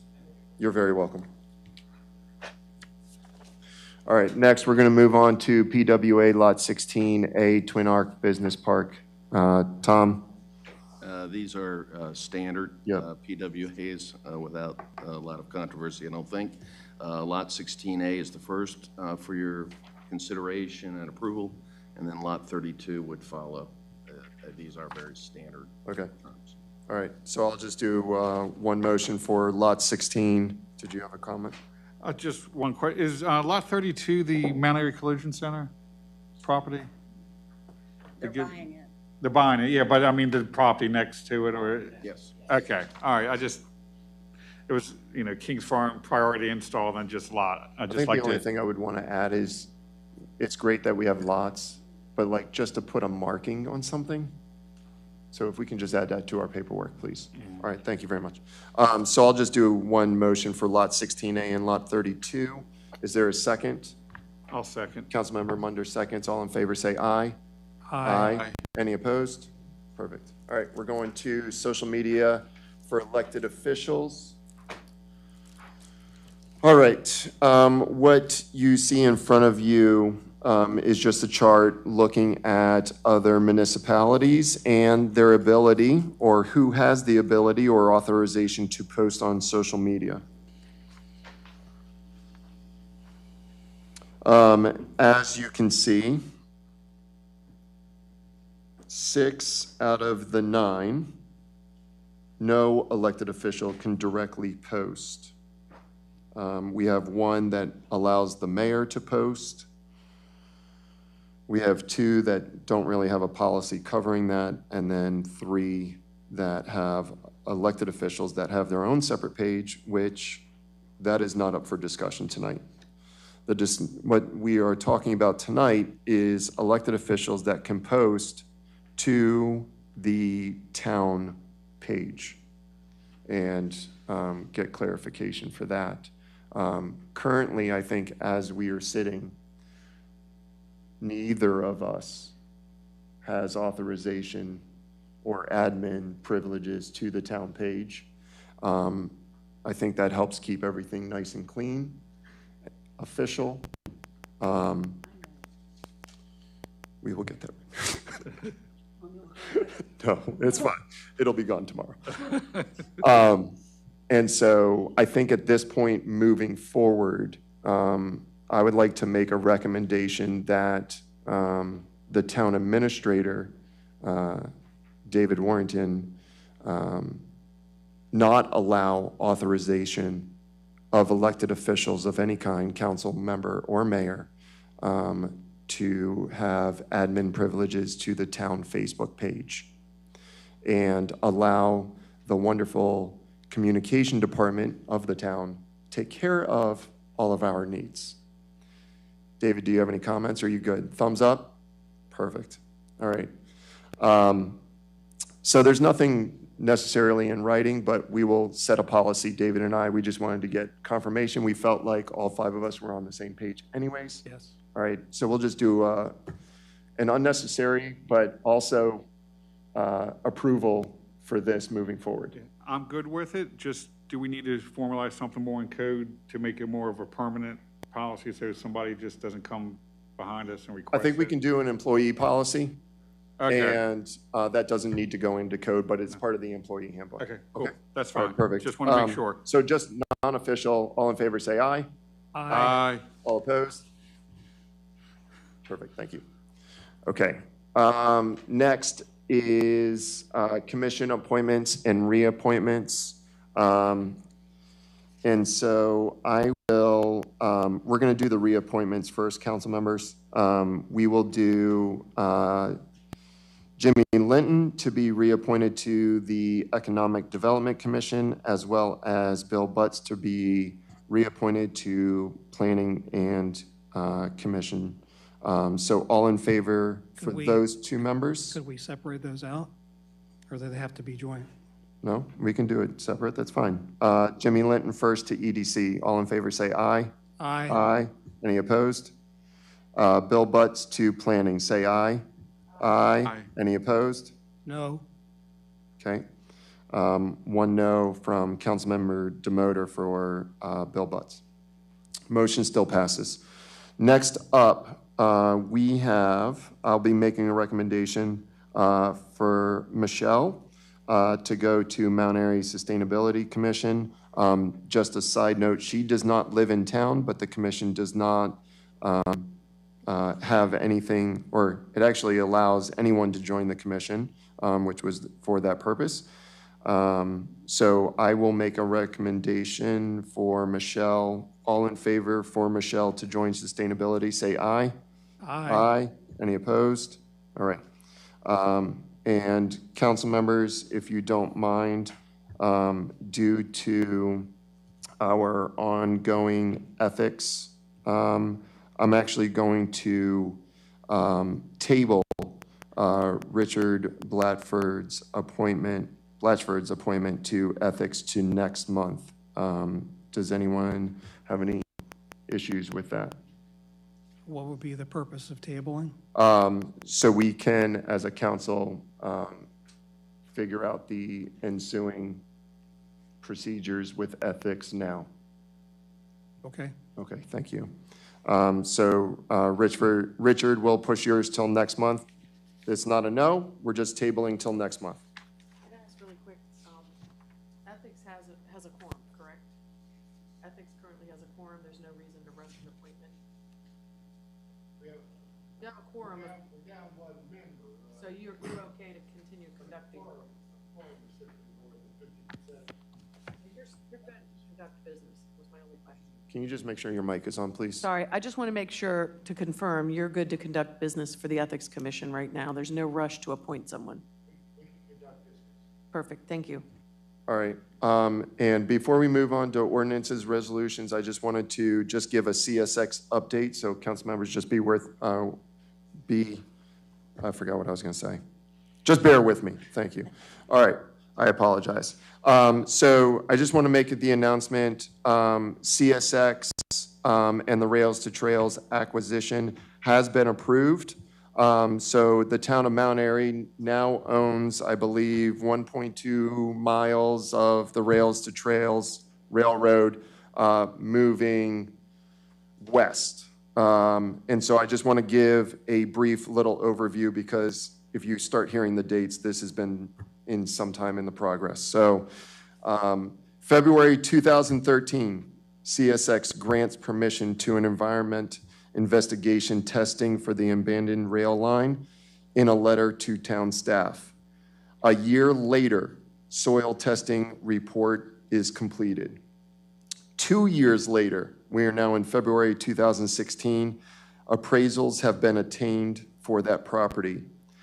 2 years later after that, we reprogrammed $575,000 for a POS acquisition from 2008 and 2009 for future purchase. March 2019, we developed a plan for environmental capping. July 2020, we received authorization for $300,000 bond grant by the governor as submitted by Delegate Cox. November 2020, we signed the purchase agreement, and September 2021, we finally settled on this property. So talking about moving at a snail's pace, but I will say all of the meetings that we have had, Tom has had, and anybody else involved in that, and Larry, you as well, I'm sure, thumbs up, everything else. We got another Rails to Trails for you to work on. Get it cleaned up, all right? Just kidding. So congratulations, everybody that was involved. This is a big purchase for us, and continuing with our vision plan in having more rails to trails. So congratulations. Go ahead, Carl. I just want to make one point that if I do believe most of that was paid for by grant money from the state.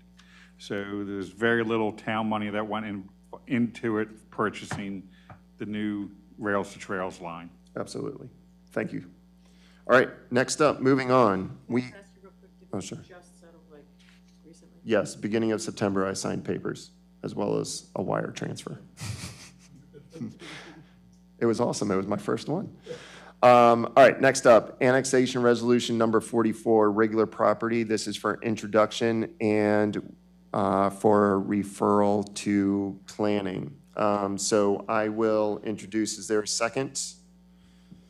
Councilmember Munder seconds with a hand, so we will send this off to planning.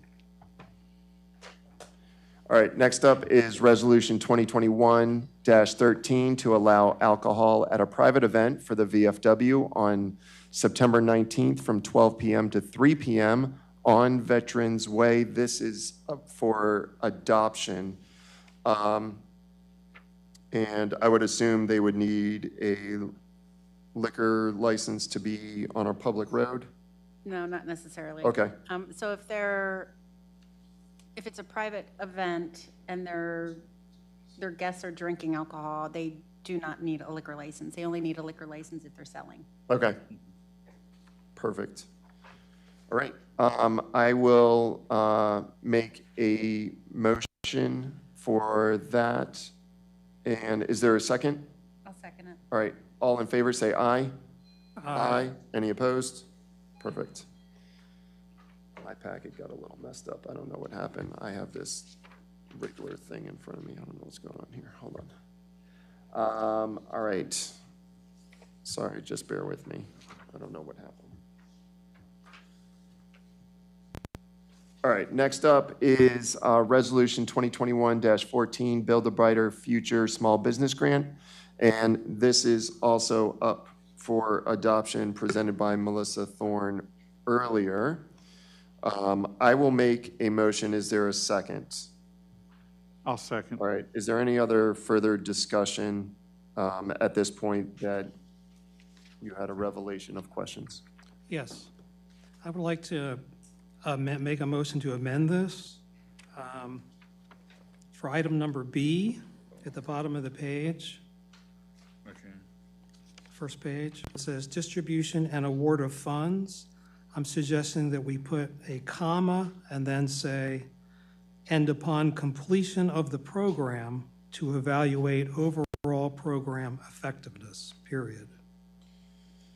So it captures the commitment that you're not just reviewing this periodically, but at the end of the program, you're going to indeed evaluate this grant program for its overall effectiveness. I think that would be a good addition. So what my counter thought to that is, what determines the time frame that allows the business to show that this has benefited them before we distribute the funds? Well, they have written in there, they have to complete the evaluation every 6 months, so it's 3 times. So they're reviewing it 3 times throughout. I don't think that's what he was maybe referring to. What I'm saying is, The business needs to show. What I'm saying is, when you're all done with the program, you've given out the money, the businesses have given you the feedback, here's how it's made improvement. At the end of that, the town's going to look at the effectiveness of this grant program to say, it was a success, here's how it was a success, or it was not. Gotcha. That kind of thing. Okay. Are there any other amendments related thereto? All right, Stephen, do you have your wording for that? Can you just read it one more time, please? Yes. All of letter B in its entirety.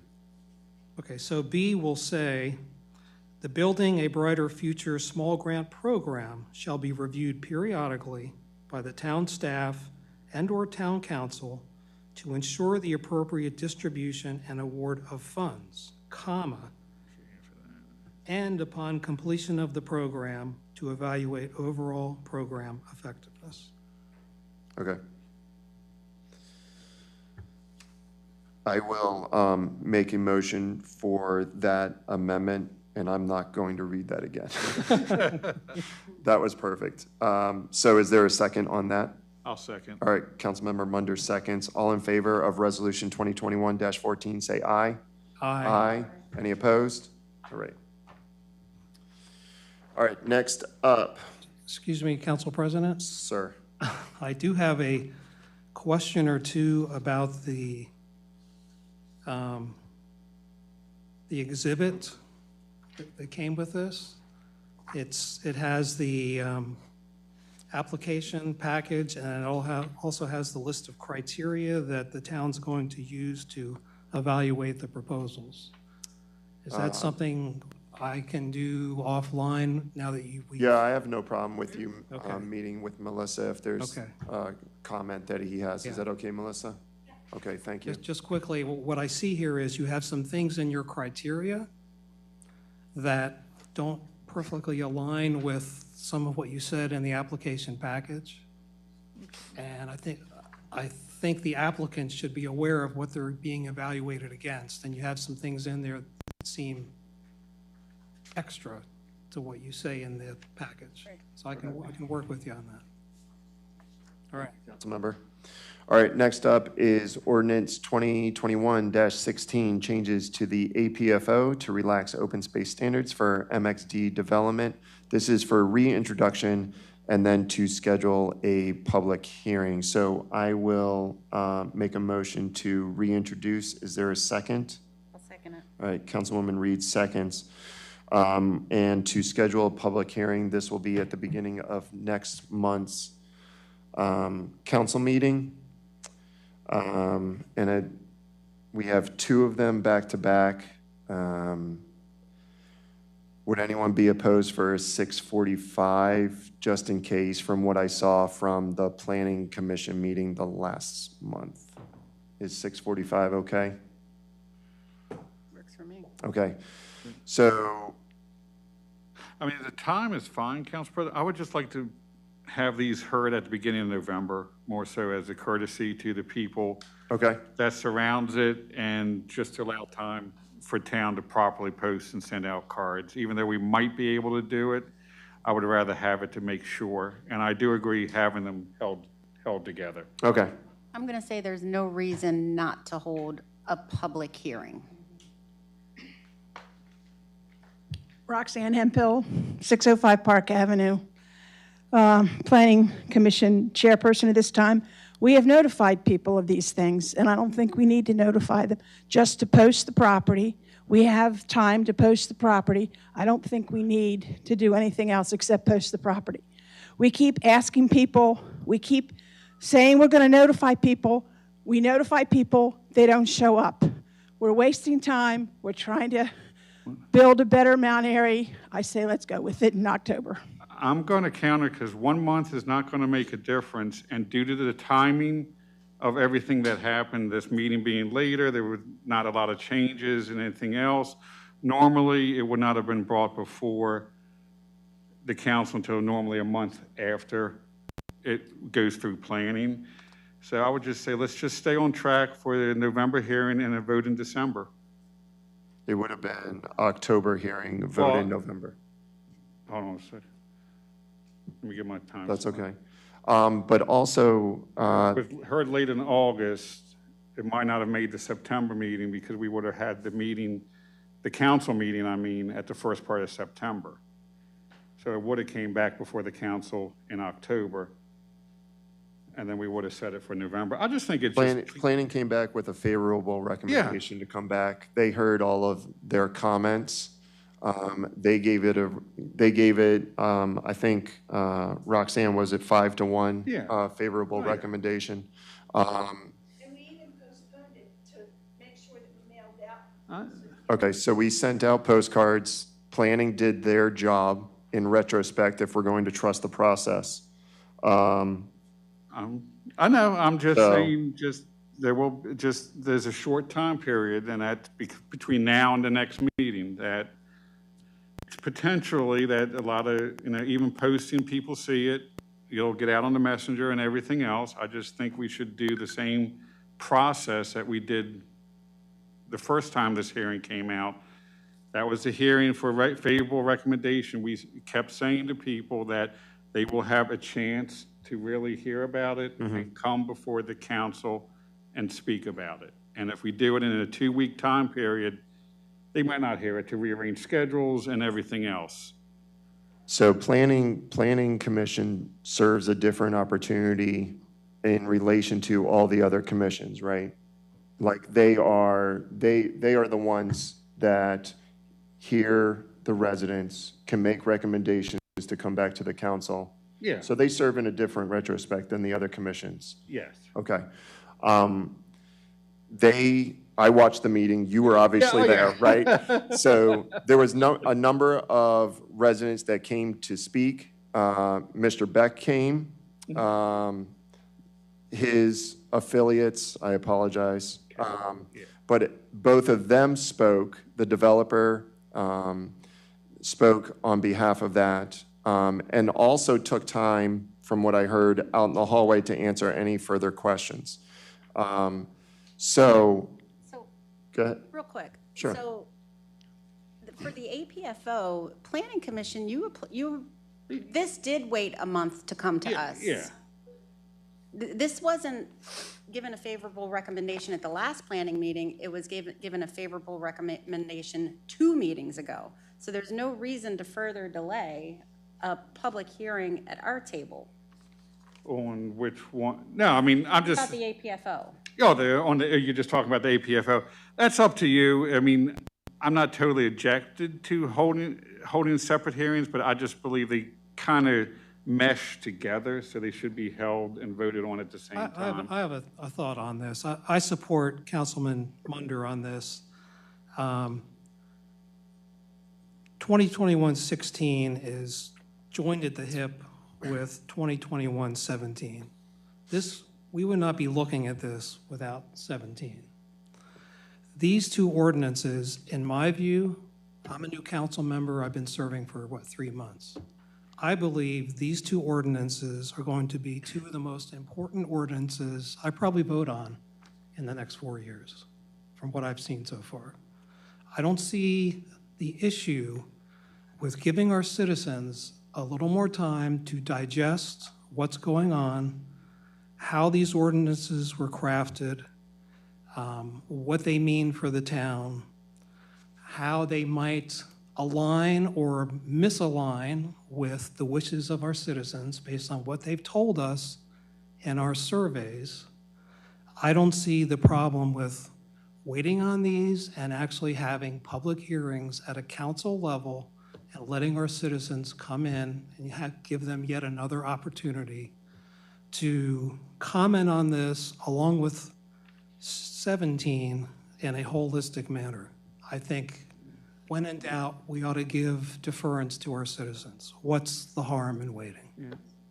And I'm not knocking the people that came and spoke, the developer, everybody else did an excellent job. They went above and beyond the call, especially meeting with the thing. It's just more of a timing thing for me than to give the people ability to speak. That's what we're actually trying to do, schedule a public hearing so they can speak. Yeah, just Can more I, than 2 weeks. Hold on a second. We're going to give Roxanne a second, please. So postcards were sent out to all the people that were affected.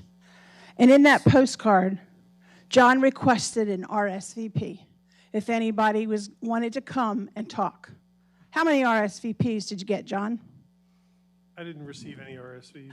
We have gone to the people. We have told them to let us know if they want to speak, and they don't come. They have one more chance, and we told them at the meeting that they would have the chance to talk at the town when it was a public hearing for the town council, and that the property would be posted. We only have to post 15 days ahead of time. I'm just saying. Right. I understand what you're saying, Councilman Demoter, but time and time and time and time and time and time again, we delay something to ask for the public's opinion, and they don't show up. All right. Roxanne, hold on a second, because my question is, I just want to clarify something, if you guys don't mind. I know I don't know if you're done, since you're already up here. So again, like Councilman Demoter, being new at this within a few months. So this was introduced and referred to Planning Commission, introduced at our June meeting, correct? And referred to Planning Commission. Planning Commission reviewed it in July, deferred voting on it. Because we found that it wasn't, things weren't done right, it wasn't posted. So you wanted to Correct. give the residents another month Yes. to be notified, and they were notified. Yes, In addition to postcards sent individually to their homes, correct? correct. Okay, so that was in August.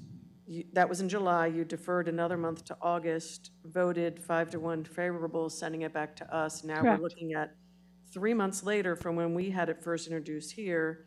Now it's reintroduction, and we're setting a public hearing. We're not voting. Right. So we're, again, giving the public another month and another chance to attend a public hearing here. Correct.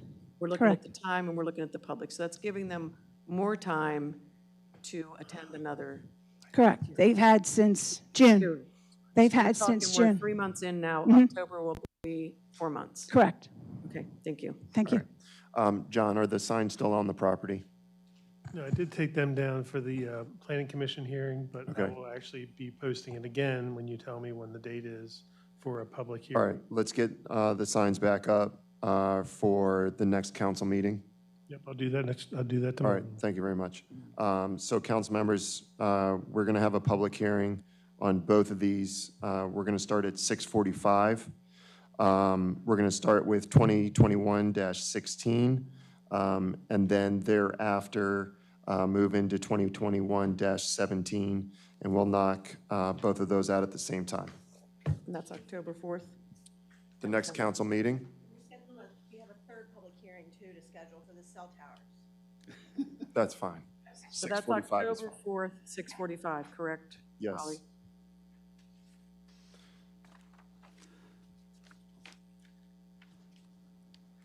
I'll also make sure that we send out postcards to adjoining property owners as well.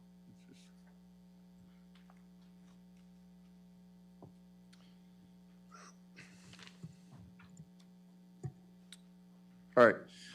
Moving on to ordinance 2021-18. This is small cell towers reintroduction as well as schedule public hearing. I'll reintroduce. Is there a second on this? I'll second. Thank you, Councilmember. We'll have a second and we'll schedule a public hearing. That will be the same day, Jason. just later on. Did we reintroduce 2021-18? 17, I need to do 17. 17, correct. Not, we did 16. I forgot, I skipped over 17, my apologies. So we're good on 18, everybody? This will be right after the other two, but let's just pop back to 17.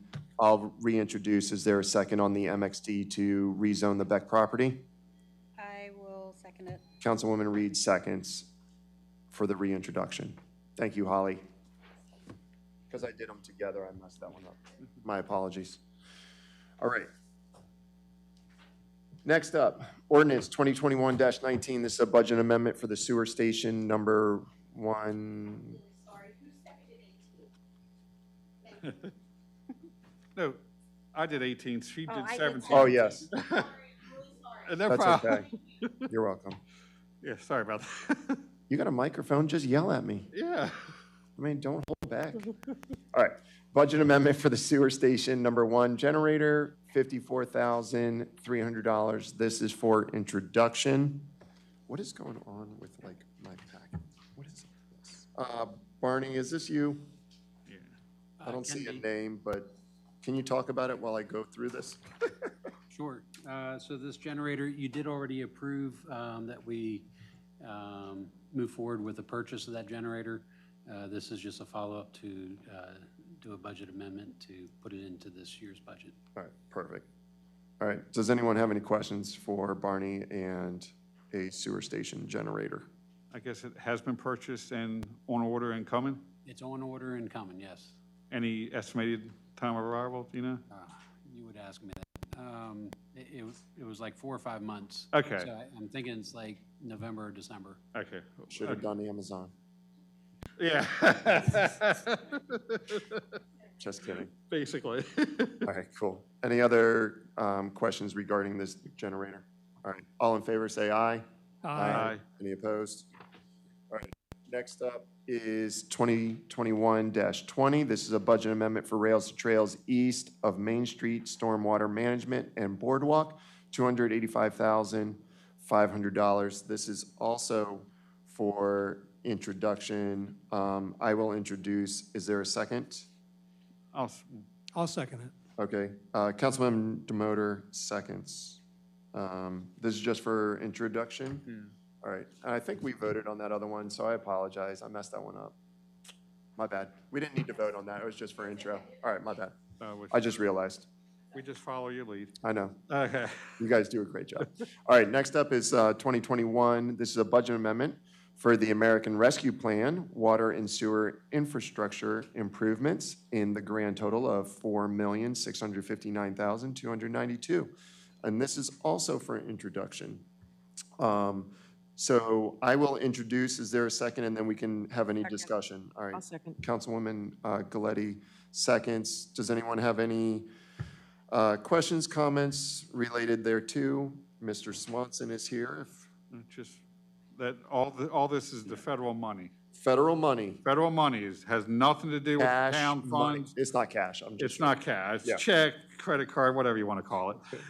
But it's basically, some of it is already replacing that's already approved town funds. So we're actually, the federal money is going to replace town money. And a big portion of that, you'll see it's right at the top, is literally replacing the water main meters inside individual houses. Yep. There is a procedure to that. I've already been debriefed on that. I don't want to have anything to do with scheduling, going inside people's houses. This is going to be a great opportunity, but this will eventually help the town in everything as far as water meters go, everything. Potentially freeing up money for other things. Yes, yes. And then, go ahead. Yeah, just, my comment is this is great, and we're going to use this money in place of the money that we've already budgeted of our own to do these things. I just want to make sure we take the money that we had budgeted for these things and not just let it sit. Let's do something big and bold with that money as well, because we're using the federal money to do these infrastructure improvements, so that frees up our money to do some other things. Is that correct? Or is that not correct? Mr. Swanson, come on, sir. Dick Swanson, Chair of the Water and Sewer Commission. The money in the budget is pure on the capital side of the house of water and sewer. It has nothing to do with the general fund side of the house, capital. So when you're talking about the projects, you might want to introduce or discuss projects dealing with water and sewer, but you have to stay within that box. The water and sewer reserves, they're dedicated to that. So when you looked at our budget worksheets, we have capital. Right. There are different worksheets. This one falls under water and sewer. And that's an impress fund versus general fund. Okay. And these were just merely bookmarks for the money that we were hoping to get. Right.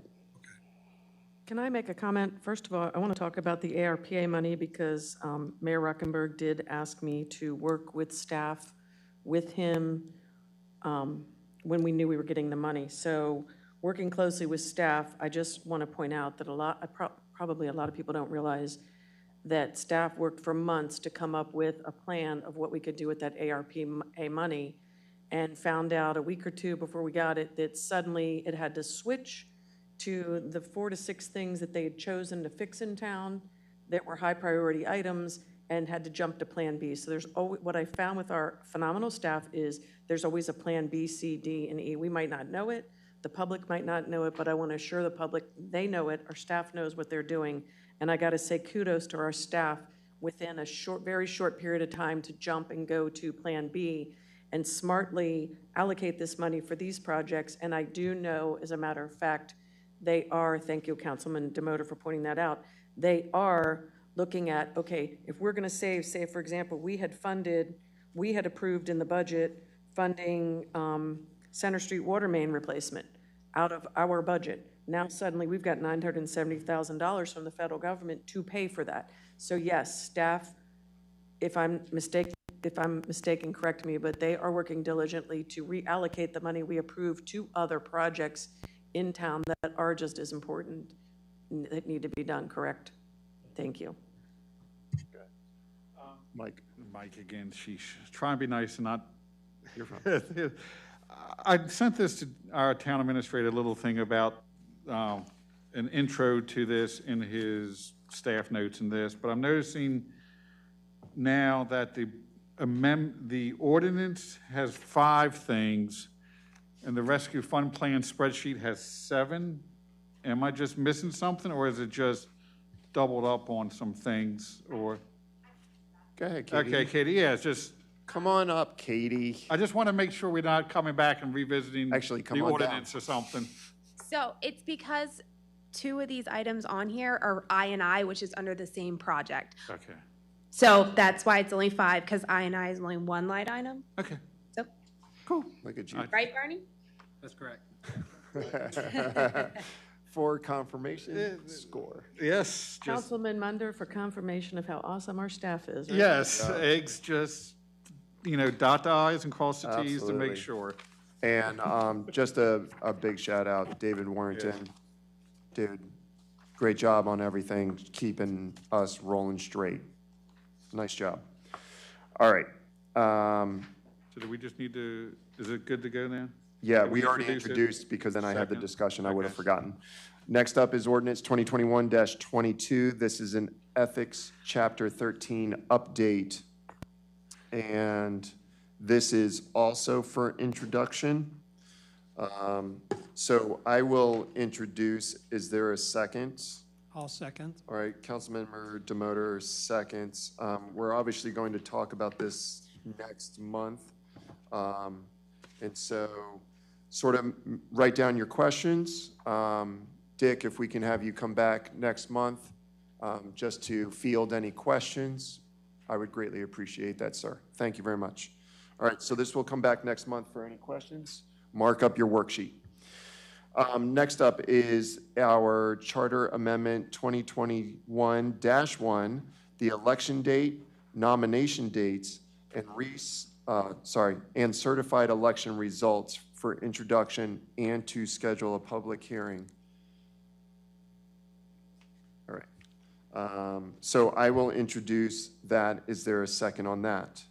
I'll second. All right, Councilmember Munder seconds. And just, I think, Bruce, if there's anything that I misspeak, this is just to change the results day and the election day so it doesn't fall on a council member meeting? Yes, that's correct. All right, thank you very much. Also, for your information, all the items here except for the budget amendment will have no effect on the special election because we're running under the current rules and regulations. Perfect. For those at home, nothing changes for the special election. All right, great. No rush as far as scheduling until 2 years from now. Perfect. We don't want to forget about it. I like this. Is a great idea. No one's hanging around. Love it. All right, we'll see this next month as well. Oh, no, public hearing. My bad, I just saw my notes. This will be next month. Just tacking on. Could we make that November, since he said, we have a lot of public hearing next month. Is that okay with all that public hearing? I tried that, Lynn. I was voted down. Okay. Trying again for you, Carl. Are you okay with November? Actually, this has moved faster than we anticipated. Yeah, he just said he doesn't need to. See you in 2022. Just kidding. November's fine. All right, we'll do November. Is that okay, November- Holly? Because we have a lot of public hearing already in October. Yeah, well, we're moving this to November, right? November, 7 o'clock. Okay. That way, in case something from October comes, we have time. Okay. All right, next up is ordinance 2021-23. This is in reference to the elections, chapter 10, recount of ballots. This is also for introduction. I need a sip of water. So if someone wants to introduce. I will introduce ordinance 2021-23 -23, the recount of ballots. Is there a second? I'll second it. All right. Councilman Demoter seconds. We'll see this next month. Next up, ordinance 2021-24. This is a budget amendment for the special election that will be held in November for $14,000. This is for introduction.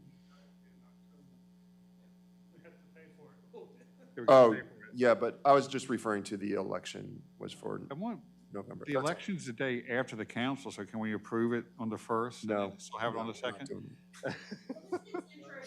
And then We're going to pay for it in October. October. Carl, we're paying our bills. Yeah, the 14,000. Oh, sure, sir. I highly doubt we would use $14,000. We had wanted to really do a very simple election because it's for one office. Ideally, we would have locally produced paper ballots. We would have bought out the ballot box. You would have filled them out. Afterwards, we would have sorted them out. Unfortunately, an election such as that is now lost to history because there's no way to do such an election that's ADA compliant. So the alternatives that we would have to do, whatever we do for an election, and the board has not officially decided on the format yet, but we have to have one that is ADA compliant. So we assumed we would use something very similar to our election in May.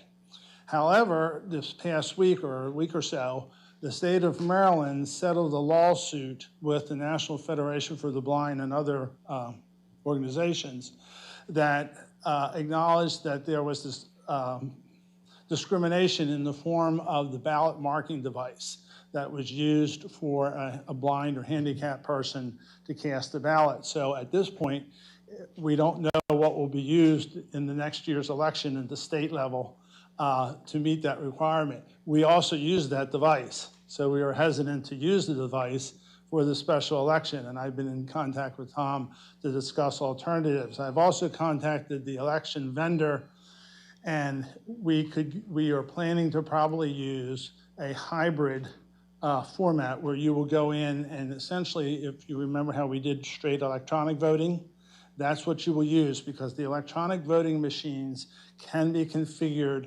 for a blind or handicapped individual without any discrimination as to how they cast their vote. The machines that we're looking to use do have the capability after the election is over, the results are downloaded by the company and we can be given paper copies of every entry of every vote. So theoretically, we could do a paper recount if that became necessary. This is availability, so that's why we're leaning towards that. I did a quick back of the envelope budget, and we're probably looking about $6,000 or $7,000 maybe just for the election equipment if we go with a reserve unit and all. I don't have all the exact prices, but they did give me prices, and so you know that for the budget amendment, that's where we're looking at, and that's been the issue that I've been dealing with for the last 2 weeks, trying to figure out how we're going to run an election that is ADA compliant. Okay, thank you, Bruce. Just for easy keeping, we'll just keep it at 14,000 just in case whatever incidentals happen. So I will make a motion for the approval of the 14,000. Is there a second on that? I'll second. Okay, thank you. Councilmember Munder seconds. All right.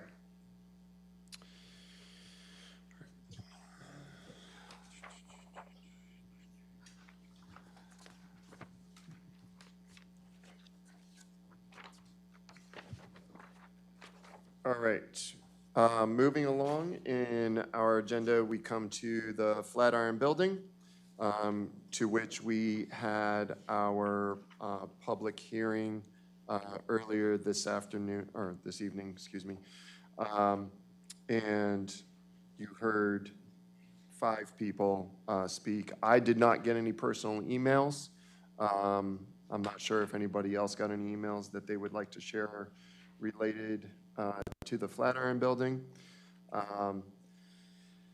And I think just because the October meeting is not too far away, I would just like to highlight and point out the Flatiron options for the council members, and hold a vote for the council members in October for one of these options.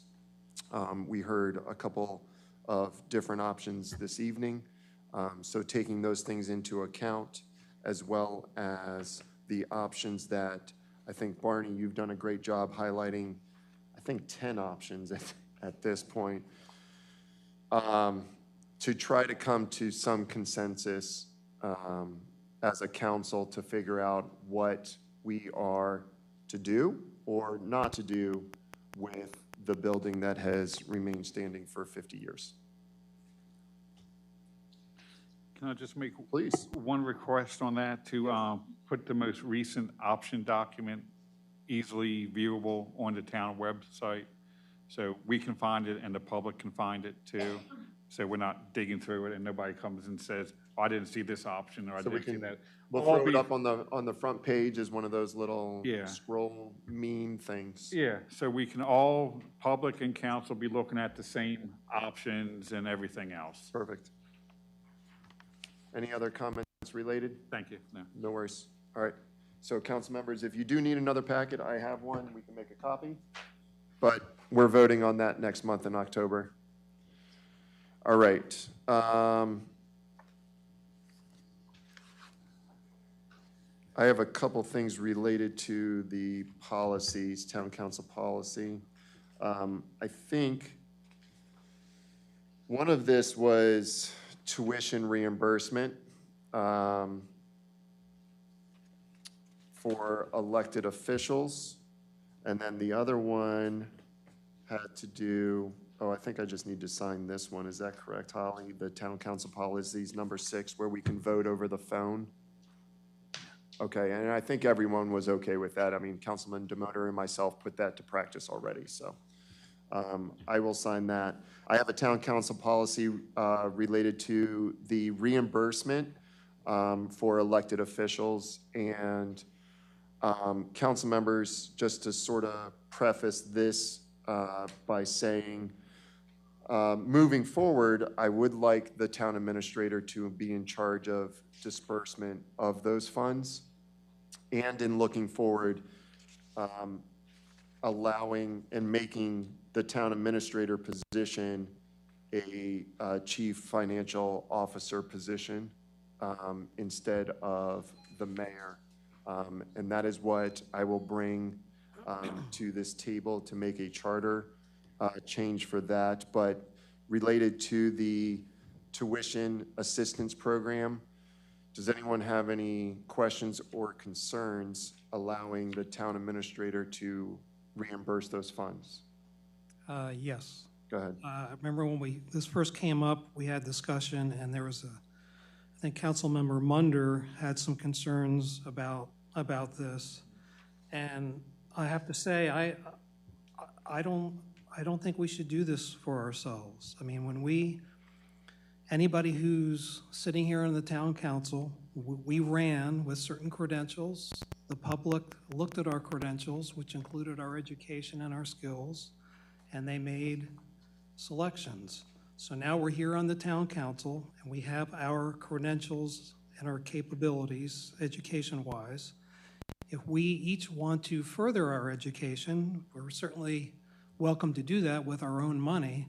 I don't think we should be using our town taxpayer dollars to, even at $1,000 per person, to advance our educational skills and take classes. I think that's kind of a perk. I don't think we need it.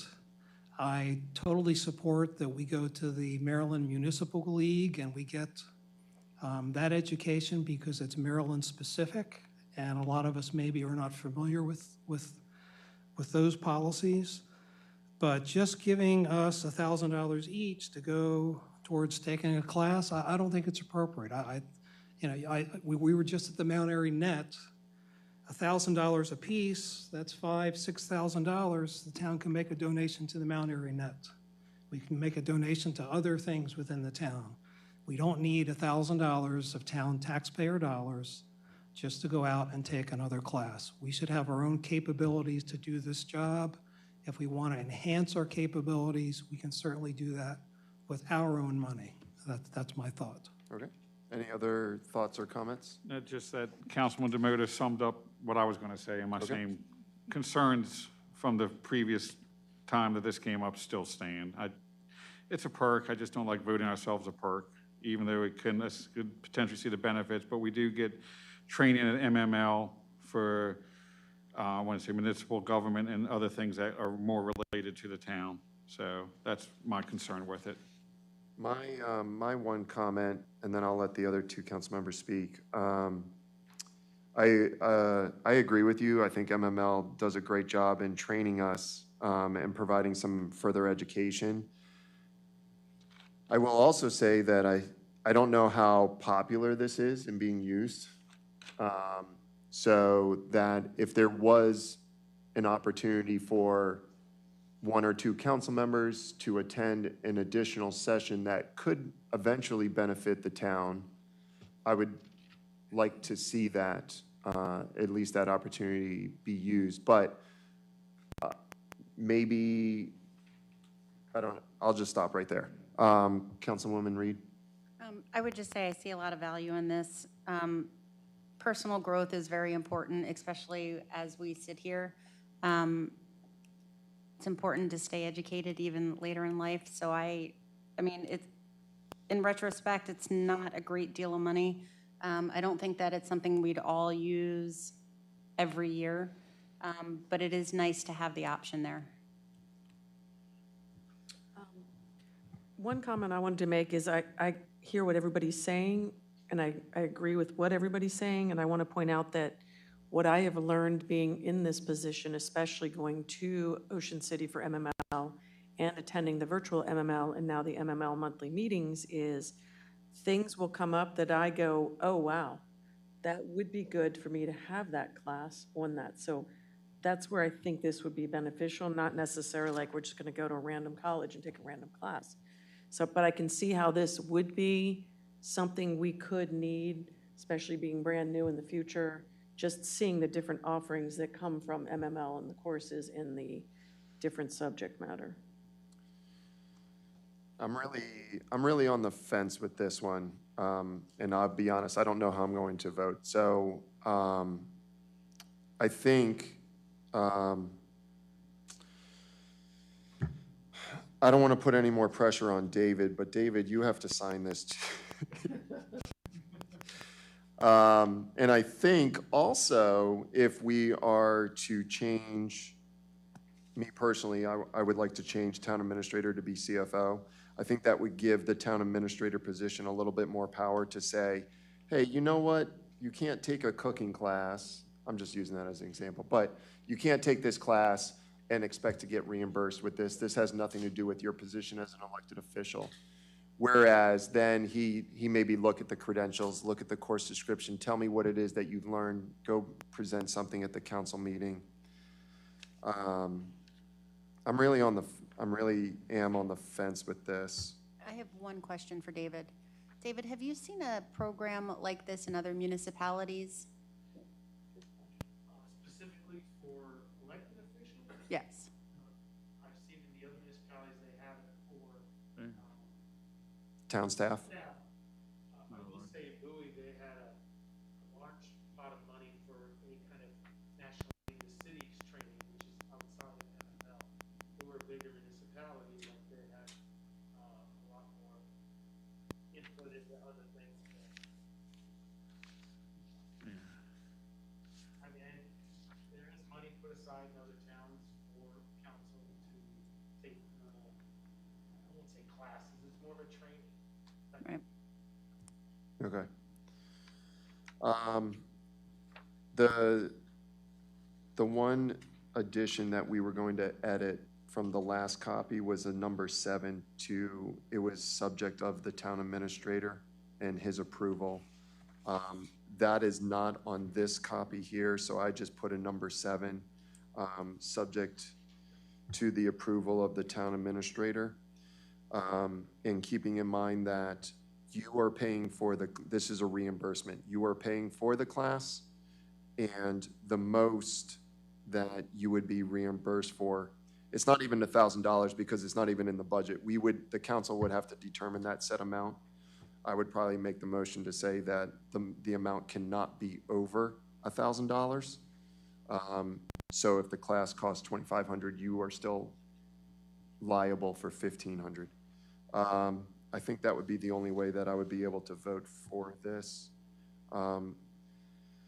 So negate the fact that there's $1,000. You need to just sort of remove that, but I will make a motion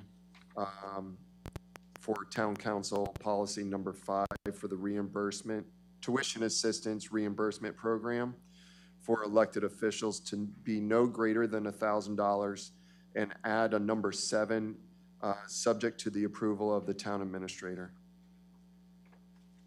I'll second it. All in favor, say aye.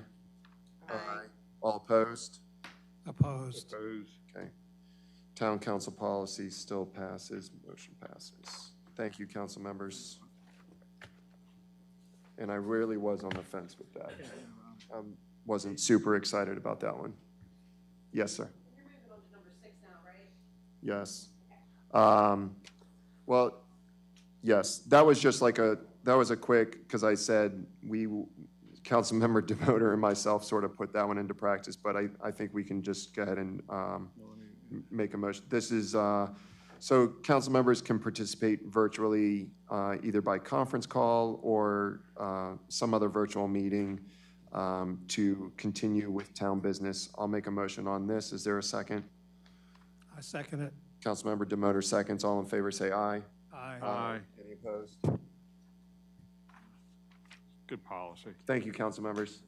All right, we will now move into mayor, council, and staff reports. I had the unsightly pleasure of having to write a mayor's report. So that will be in the Mount.Airy Messenger. I think, when does it come out? This week?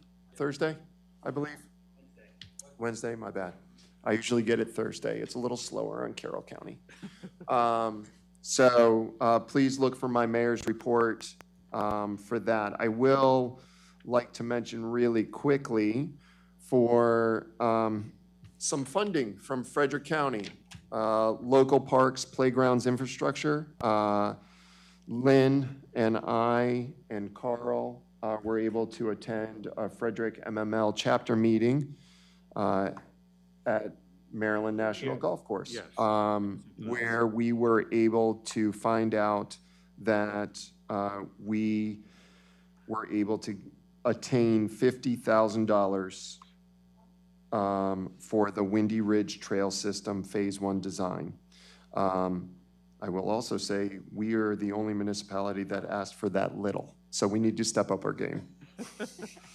Thank you for. So that we are the only municipality that got 100% of what we asked for. We did. So thank you to Yes. David for David, great job.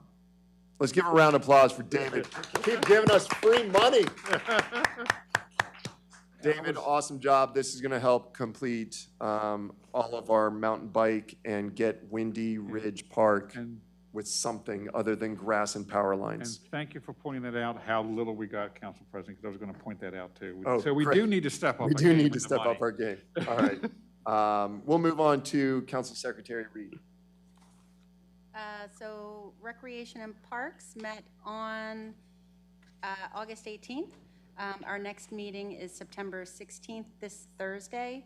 A couple of upcoming events, the Wildwood and Watkins Park concert series. I believe that happens on Sundays. Mount.Airy Oktoberfest is on September 25th, which is in less than 2 weeks.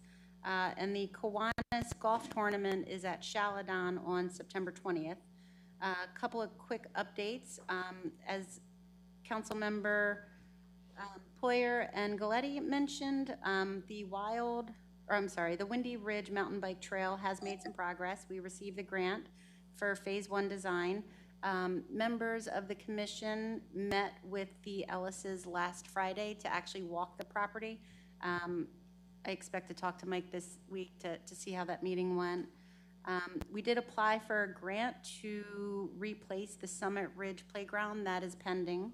And then the skate park, the folks who are interested in the pump track are waiting for a location from us so that they can start fundraising to move forward with that. So keep an eye out for that. It should, hopefully will happen in Watkins Park, within this year. So that will conclude my report. Oh, one more thing, sorry. Just to kind of announce to the community, this is a benefit for all of us. I was appointed to the MML Legislative Committee. We had our first meeting 2 weeks ago. We have another meeting this coming Wednesday. Council collectively selected what are called LARs, legislative acts that we will take to the General Assembly. So I will keep everyone posted, on the progress of that committee. Thank you. Councilmember Munder, did you have a quick comment? I just got a quick comment on the Park and Rec meeting this coming Thursday. I got an email saying it was virtual. Yeah. Okay, I didn't think you mentioned that or not. I just wanted to make sure. All right, we'll move into EDC and Planning Commission. Go ahead, sir. All righty, we'll try and make this extremely quick since it is approaching 9:30. Planning Commission met August 30th at 7 p.m. We had two things on the agenda: Ordinance 2021-17, which was set for a hearing next month, and Ordinance 2021-18, the cell phone, which should be next month also, if I remember that correctly. The September Master Plan work session was canceled, so the next work session for the upcoming 2023 Master Plan will be October 7th, 2021 at 6 p.m. here at Town Hall. The next Planning Commission meeting is September 27th at 7 p.m. at Town Hall. So let me try and get all the EDC things straightened out here. We had two meetings last month. One was a makeup for our July meeting. Pretty much both meetings covered the same thing. Primarily what was discussed was the Building a Brighter Future Small Business Grant Program, which was presented here tonight by staff member Melissa Thorne and was approved. So that's good news for that. The next, the next EDC meeting will be September 22nd, 2021 at 7 p.m. I have a couple events here. Two things. I just want to say also a shout out to the staff, Melissa and Ashley, for a wonderful Celebrate Mount.Airy, which was held Saturday, August 28th. I will also need to mention the Envision Mount.Airy Tour coming up this Thursday from 8 to 1, leaving Watkins Park. Breakfast and lunch will be served for any attendees. Breakfast will be from Conchetta's and lunch will be from the upper deck. So if you still want to see the open commercial properties here in town, please contact Melissa Thorne at Town Hall to set up a ride in the bus and get some good meals. I would also like to mention some upcoming MAMSA events. The farmers market are still happening every Wednesday until the end of the month, which is the 29th.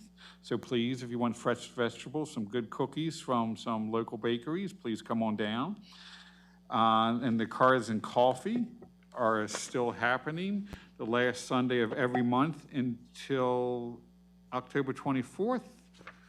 I might be wrong on that because it looks like there's one September 26th, October 10th, and October 24th. So it was a little bit incorrect on that last Sunday, 2 in October. And I would also like to mention a collaborative effort between the Mount.Airy Main Street Association, the Pine Grove Chapel Foundation, the Mount.Airy branch of the Carroll County Public Library, and the Mount.Airy Historical Society. It's our annual History 101. Sorry, I just looked at something I printed off at the Mount.Airy Main Street Association since the 2019 edition. So let me I have the incorrect flyer here that I printed off from MAMS's website. But there is a History 101 coming up. I believe it is, do you know when it is, Larry?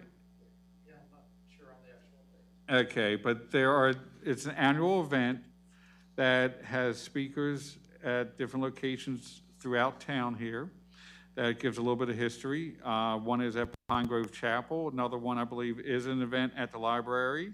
And there's a couple other things. So I do apologize for that. I should have looked harder at my things I printed up. So that is my report. Carl, can I ask you a question? You said EDC is September 22nd at 7 o'clock? I might be reading too fast. Yes. Okay, that's. Yeah, I was going through several. So I'm confused because that's the first nomination meeting of Board of Elections on September 22nd at 7 o'clock at Town Hall. I don't know, this is what was printed up on August 25th of the agenda, September 22nd. So I guess we'll have to talk to Donna Marie and Melissa about rescheduling a time or. I only caught that because I just checked the town website. I didn't know if they were doing the nomination here or the building and they're doing it here. Now, they should be doing it here, but good I just catch. caught that, sorry. No, good, very good catch. I was just going by what was on the agenda. So the lunch for the tour is at Carter Q. I think it's changed, Okay. just so you know. Things are always in motion. They're always in motion. So you will, for any attendees, I can guarantee a breakfast and a lunch. The breakfast is definitely from Conchetta's. Lunch is still up in the air, so you have two fine restaurant choices. Get Carter the beef Q. brisket. Okay. All right, we'll move on to recycling and sanitation. Councilmember Demoter. Thank you, All right. Councilmember Munder. Our next recycling commission meeting will be held this Wednesday, the 15th at 7 o'clock. I want to talk about a few other things I've been engaged in. I've been one of the founding members in conceiving the Mount.Airy Police Task Force. We've had several meetings so far. My role so far has been in volunteering to craft the task force charter. So we worked as a team. We're about 90% there. We have a sentence or two to tweak, but I think we're very close. We have consensus on the purpose and objectives of the task force. The purpose is to foster continuous improvement in the operational excellence of the Mount.Airy Police Department and the effectiveness of its services provided to the town. And we have a couple areas of focus. We've established a set of guiding principles to guide us along the process. We envisioned about a 10-member task force, and I've already received a request of interest from a citizen who looks pretty qualified, and I'll bring that to the next task force meeting, and we can talk about that, and then it would go to the mayor for his recommendation. I'll be attending the MML Carroll County Chapter Dinner on September 16th. I'll also be participating in the Envision Mount.Airy Tour this Thursday. And I will be attending the Streets and Roads Commission meeting on September 30th, and I'm on the agenda to give a presentation on my Safe Streets initiative with a focus on Main Street safety. As I've said several times, I'm working to be a champion for Main Street safety. So I'm going to present an action plan for what I think needs to be done, and I'm already actually doing some of those things on my own. So that is my report. Thank you. Thank you very much. We'll move to Streets and Roads Commission and Beautification Commission. Councilwoman Galletti. Beautification Commission met on August 17th. They are still cleaning, weeding, and planting in all the town parks. Now they've switched over. Fall plantings are happening now. So again, they're the hardest working commission I've seen because they work 7 days a week. I can't say enough about them. They're amazing. And then Wildwood Park, we now have new stairs on the entrance on Park Avenue. They're nice cement stairs, and a handrail is going to be put in to make that entrance safer. The town ornament design has been chosen. The ornaments will be going into production, so keep an eye out to purchase your town ornament when they become available. They're pretty amazing. The next meeting is September 21st at Town Hall. Streets and Roads. No meeting is in August, because as you know, we meet every other month. I want to remind people that we take all citizen input, but the problem we run into is if you email one of them, if you email the mayor, if you email staff, it gets lost in the shuffle. So again, we want the input. We want to hear from you. So make sure you're going to the town website, Streets and Roads page, hit that little button, send it in. It comes to us, along with several staff members that could possibly answer the question or solve the problem prior to it getting to Streets and Roads. We have been working with the Mount.Airy Police Department to enhance their community policing, so thank you again to Mount.Airy Police Department. One of their objectives and initiatives is community policing, and as I said before, I've been talking to the chief for several months about doing that with Streets and Roads. So it's another avenue to address citizen concerns with regard to the speeding and overall safety in town, which has always been a concern, obviously, of the police department and Streets and Roads. Corporal Brooks will now be attending our meetings, so thank you again to the chief for setting that up. And town staff, since our last meeting, town staff met with representatives from the State Highway Administration and Maryland Department of Transportation, I think in August. And our concerns from Streets and Roads that we've always had with issues of safety and speeding coming down Route 27 corridor have been addressed and are continuing to be addressed. So thank you to staff for staying on top of that. And that our next meeting is September 30th, 6:30, Town Hall. And that concludes my report. Councilman. Thank you, sir. Council President, just one quick update on the History 101 for 2021. It runs from Monday, October 4th to Thursday, October 7th. It is an annual event offering free programs and activities related to the history of Mount.Airy. This year will be 7 p.m. for Monday, October 4th at Pine Grove Chapel. Looks like Tuesday, October 5th at 7 p.m. the Mount.Airy Firehouse, lower level. Wednesday, October 6th, 2021 at 6:30 p.m. An event will be held at the Mount.Airy Public Library. It looks like it is highlighting the votes by women, women's suffrages movement. And then Tuesday, October 7th will be at 6:30 p.m. also at the local library. So if you have any more questions or interested in attending the event or the events themselves, please look at the Historical Society of Mount.Airy's webpage. Thank you. That was a lot longer. I thought you were just going to give a date. Oh, I'm sorry. Well, you're all good. Hey, man, I'll try and keep it under a minute. For my commission, I have Water Sewer Commission and Mount.Airy Sustainability Commission. Hurricane came through, canceled water and sewer.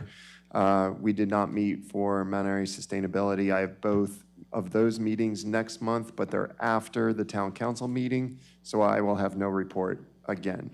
Councilwoman Galletti, myself, and Councilmember Munder attended the 9/11 presentation up at Pine Grove Chapel, at which point the VFW National Commander Matthew Fritz Mihalik attended, which was such a great honor to meet him, especially since he's the national commander and he was able to come to Mount.Airy Town and we were able to represent Mount.Airy strong. So that happened. Tom McCarron, Town Attorney report. Yeah, I'll keep it short. The CSX closing, which occurred on 9/9, and then all of the ordinances and resolutions and PWAs that were on the agenda. All right, thank you. I have a quick question because I'm looking at paperwork. This is 25 acres proposed annexation. Did I need to do anything during the meeting? No, that's part of the regular annexation. Okay. Anything we'll need, put it up here, is for your signature on the verification form. I got that. Okay. All right, town administrator report, send something out? Cool. Code enforcement, I believe we got, and you are receiving the zoning administrator report as requested. We will move into a closed meeting. At the conclusion of said closed meeting, we will be adjourned. I need to do approval before I read that. So, Councilmember Demoter? Yes. Support. Councilmember Munder? Yes. I'm an aye. Councilwoman Reed? Aye. And Councilwoman Galletti? Aye. This is a closed meeting to consult with counsel to obtain legal advice on a legal matter subject to a PIA request. And at the end of that meeting, we will be adjourned. Thank you very much, everybody. Have a great evening.